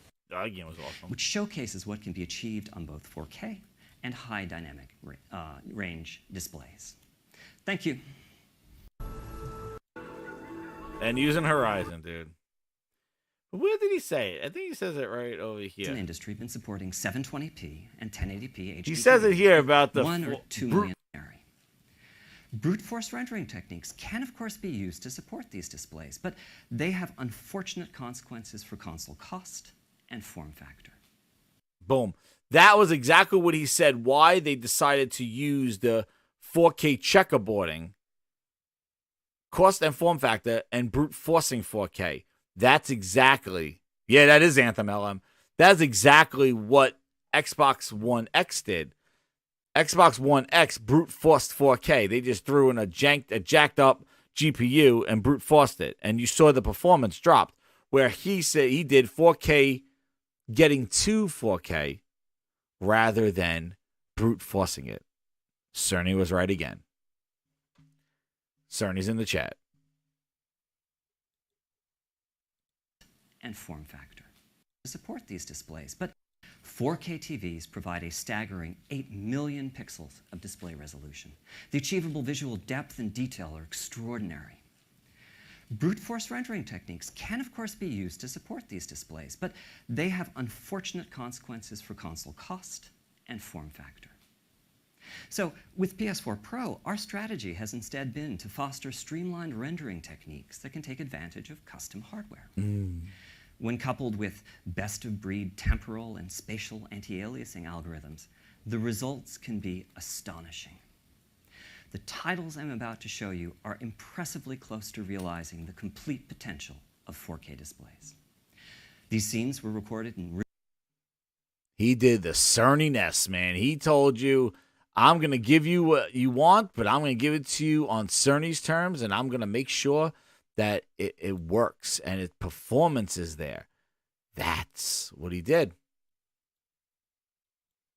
And then he did the same thing with the SSD. So, what do you think a PS5 Pro would be? it will be an optimal machine to play the optimal and best place to play Sony first-party content.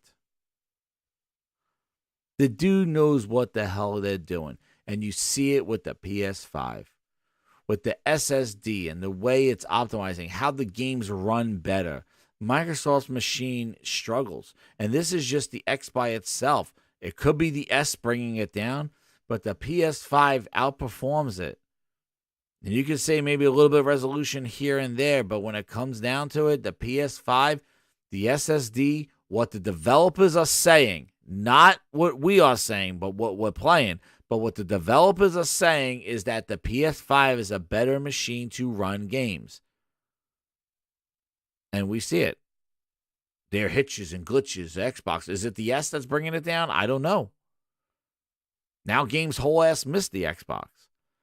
But the PS5 Pro will put more pressure on Xbox and people will question. There's another Grindadamus. I said these years ago about what's going to happen with the S. And I'm going to tell you this now. If Microsoft does not release a mid-gen refresh to the Xbox series of consoles, which is crazy because series of consoles, you would think a bunch of consoles are coming. But if Phil says he's not doing a mid-gen, the demand is not there for one. And if Sony drops a mid-gen PS5, PS5 Pro, and the control is incredible too, if they do one, that is going to put so much pressure on Xbox to say, are you even still in the console space anymore? That's going to be the question. And Microsoft will probably say, well, go get a PC. You know, you can play your games better over there.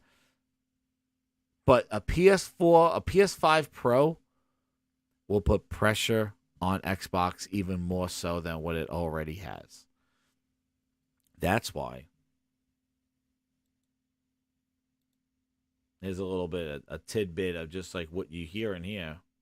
Microsoft is going to freaking respond. They're not better going to respond. respond. Gran Turismo movie with the Forza movie. They're not gonna sit with an Xbox Series X for another 5 years while the PlayStation 5 Pro runs wild on them. I agree. The majority of Xbox owners right now are Series S owners.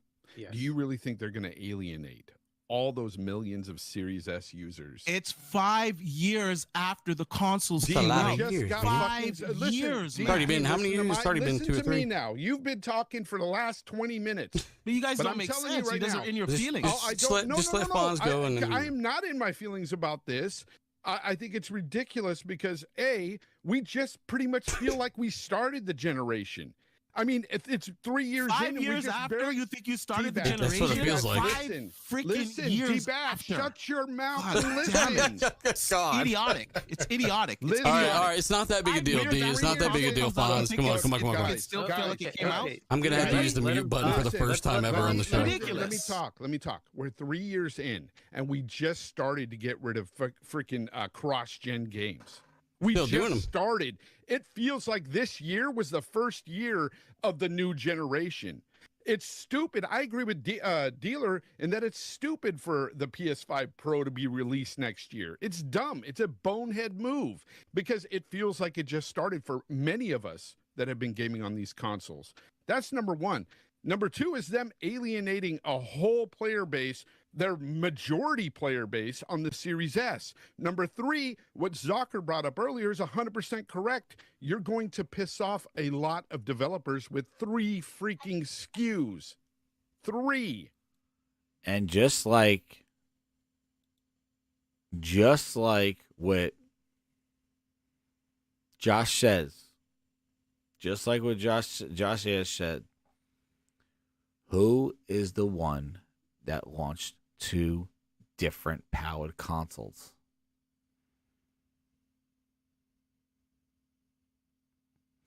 Microsoft put themselves in this position.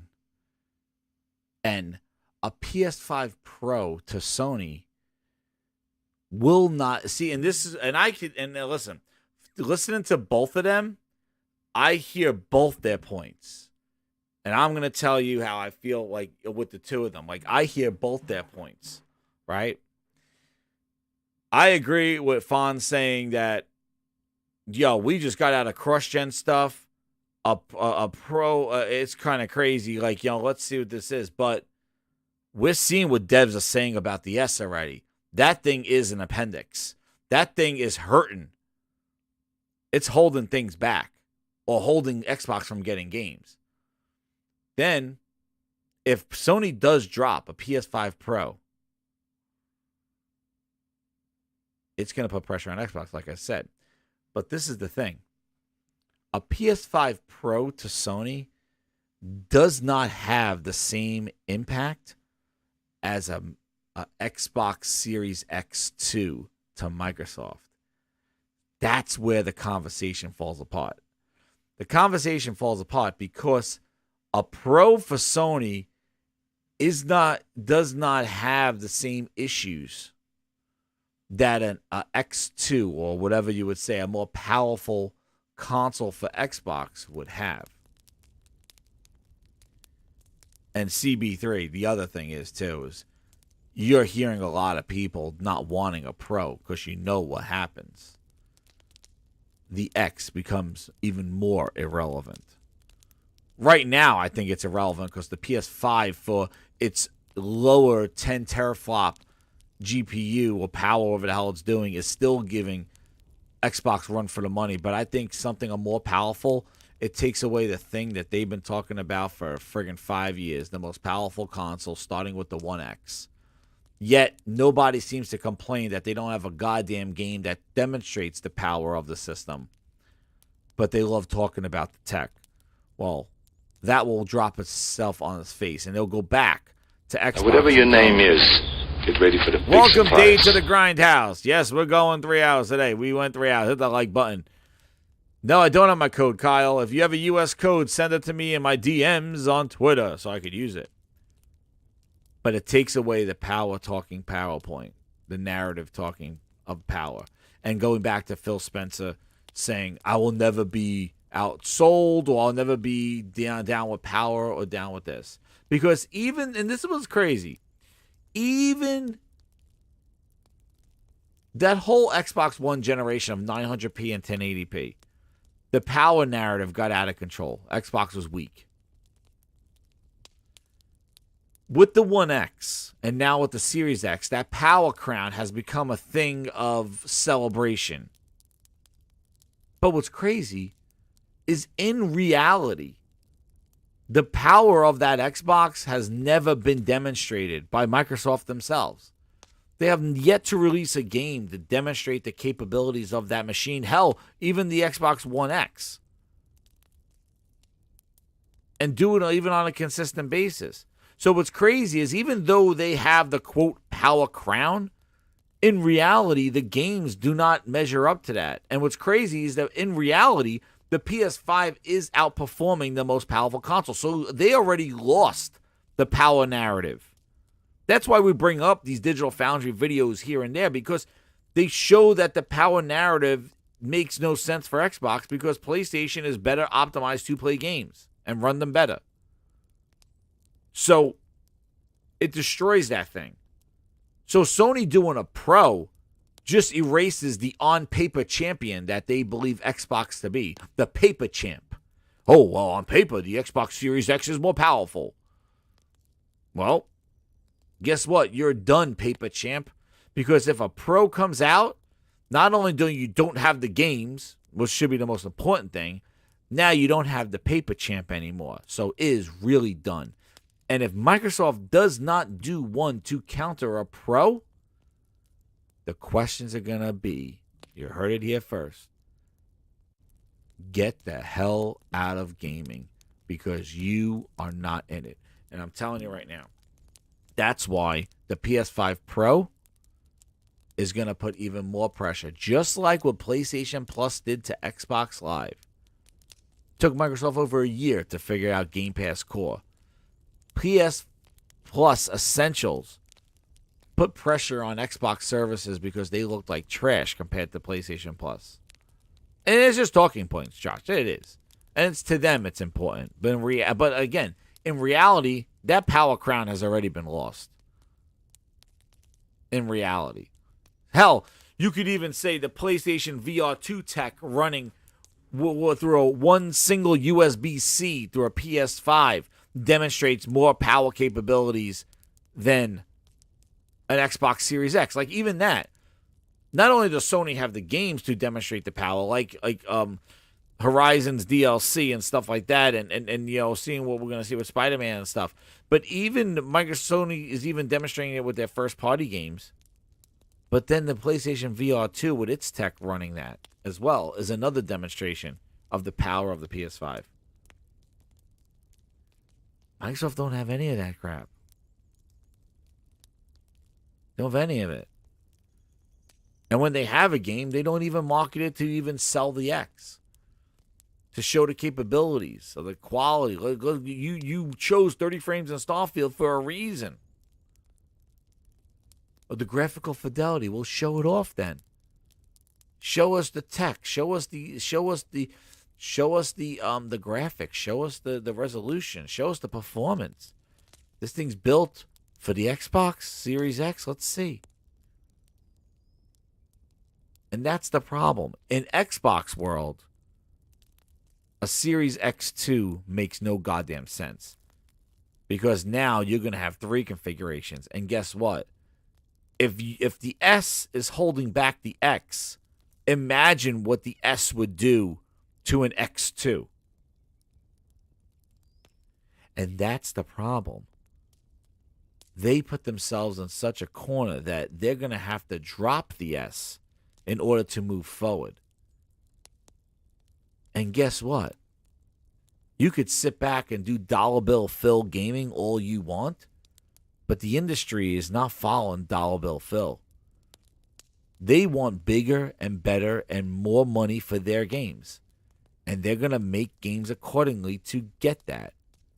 Especially since Matt Pescatella has been saying subscription gaming is drying up. And the things that are selling are the big budget games. The same struggle that the movie industry is doing. The movie industry is trying to get people back into theaters with big budget movies. That streaming shit, Disney's all over the place. All these streaming services are holding out. They're trying to hold on to these movies so long. Get people in the theaters. Stop waiting for it to come to your services. Get in the theaters. This subscription fatigue has kicked in. We said this before. There's so many subscriptions now, people don't want to subscribe. They just want to pay a goddamn fee and watch the goddamn content. Here's $60, no hooks, no, here's $70, no hooks, no, we'll give it to you later. No, it's coming in a patch. Just give me game and get me what I know to expect. Now, we have problems with broken games at launch for $70. That's a problem in itself. But the expectation of getting quality and paying for quality is still apparent. People know what they're getting for. They know what they're paying for. That's what they want. And that's the problem. And guess what? That's why you could say it's silly for Sony to release a PS5 Pro next year, but if you say that, a Pro for Sony is not the same thing. Then you're looking at it from Microsoft's perspective. From Microsoft's perspective, X2 will be detrimental, with Booster being the most prevalent console. Now, you could try to get people to upgrade, but is that your customer? Remember the problem the Wii had?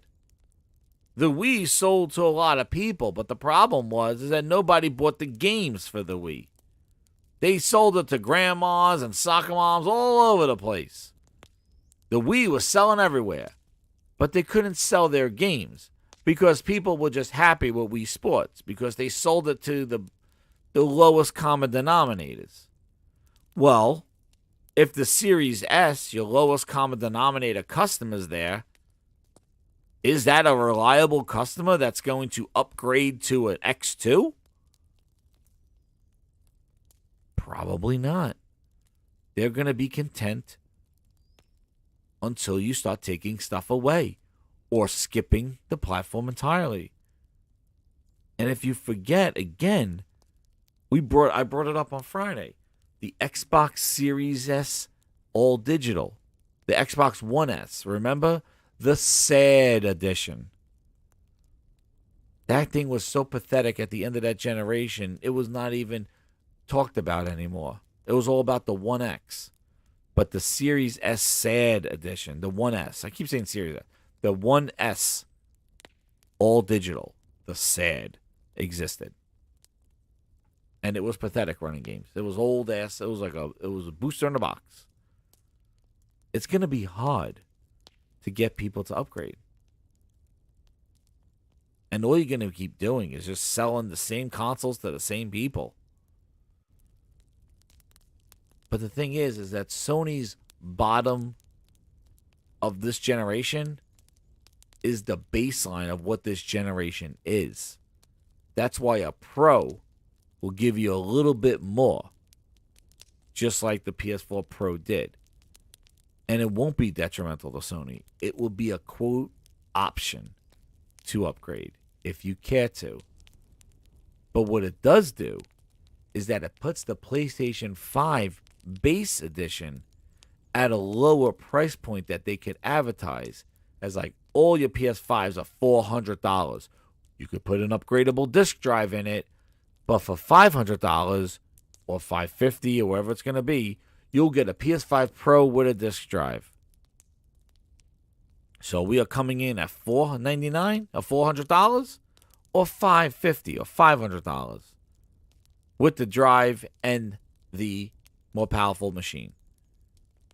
But we're coming in at $400.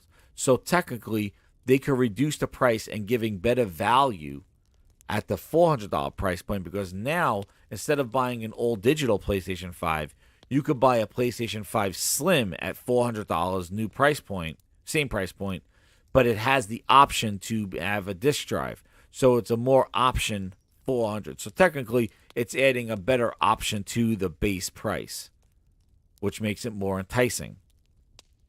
And at the same time, you could drop a Pro that has all the bells and whistles in addition to a disc drive and have the option. Nick thinks they both will be digital. That could happen as well. The problem is, with Xbox situation, if they bring out an Xbox X2,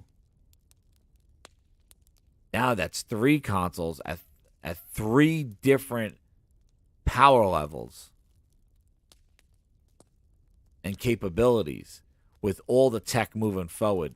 That's going to be a problem. And again, market share, mind share, permeation of the sales, that's the problem. Microsoft doesn't have the leverage. They are already 2-1. You're not in negotiating factors. The only people that are going to listen to your 3 tiers is going to be your first party. And even they can't get feature parity across both of those things and delaying stuff. So if they're not doing it, I don't expect third party to waste their time and do it. Secondly, an Xbox Series X2 or more powerful could deter people from moving to PC. That's why the Pro came out. I missed a quote there, but he says it. Cerny says the reason why the Pro existed was to keep people in the PlayStation and not have them go to PC. In that interview, in that presentation.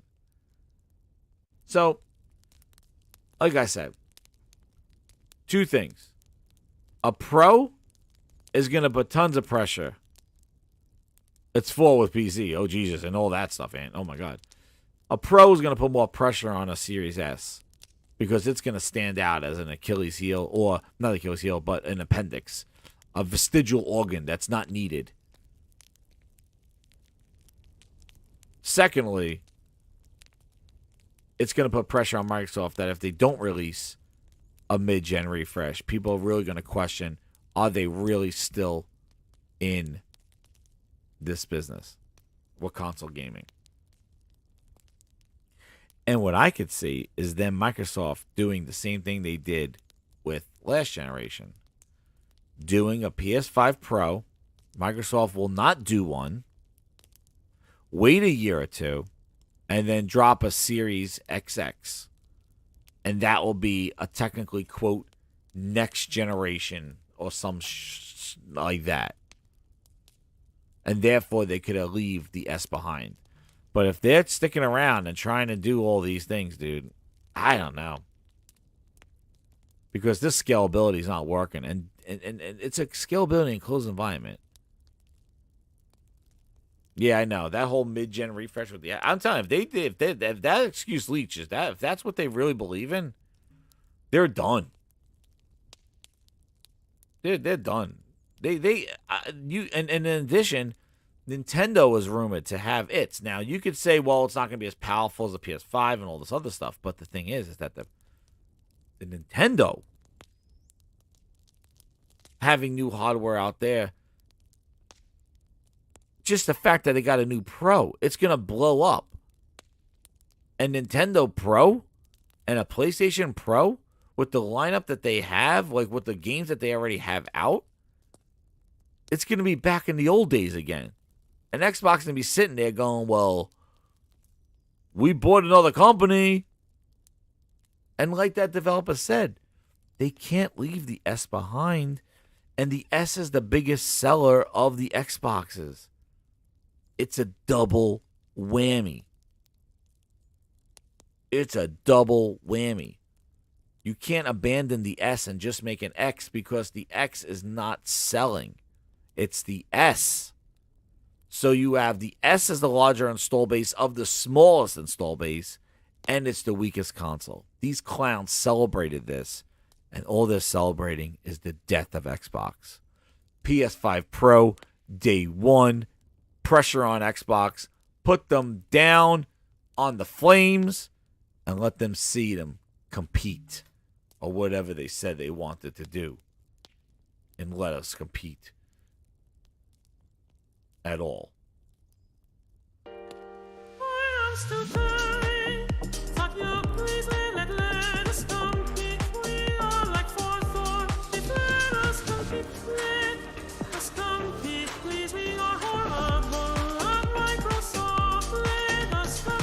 And that's the show, Grinders. Thank you again. Man, we went a little over there, but I had to cover that last topic because that was a big one. And I kind of went on to the other ones, but I wanted to make sure that we talked about that PS5 Pro and what it would do. Dude, pretty wild. But yeah, hit that like. This is my speculation again. Who knows if this is going to be true, but a lot of the things I said have pretty much hit. He knew that song was coming, man. You read my mind. But anyway, thank you again, everybody, for all the subs, all the super chats, and all the VIP grinders. Shout out to everybody there. Cerninator, yet again, we got the new one. Terminated. He got you. And I'm glad I was able to do the show tonight for everybody. Thank you for coming through. Hit that like, share it out. We are growing the subscribers. The VIP grinders are blowing up, and just more stuff coming here. You know, if you want to be a VIP, hit the subscribe, hit the join button. Yes, I did see the pizza Xbox controller, but I am done talking about Xbox controllers. Now they got the smelling pizza one, and the problem all the time is that they're through a contest. But anyway, is what it is. But guys, hit that like button, join if you want. I'm gonna probably maybe doing some members stuff. We'll see. But loving the new emoji. I'm glad you guys like it. Let me know any other things you can think of. I could switch out an emoji here and there. VIPs, you control the emojis. But thanks again, everybody. Hit that like, share it out. Hit me with the gamepad. Oh, sirens. Silent Hill.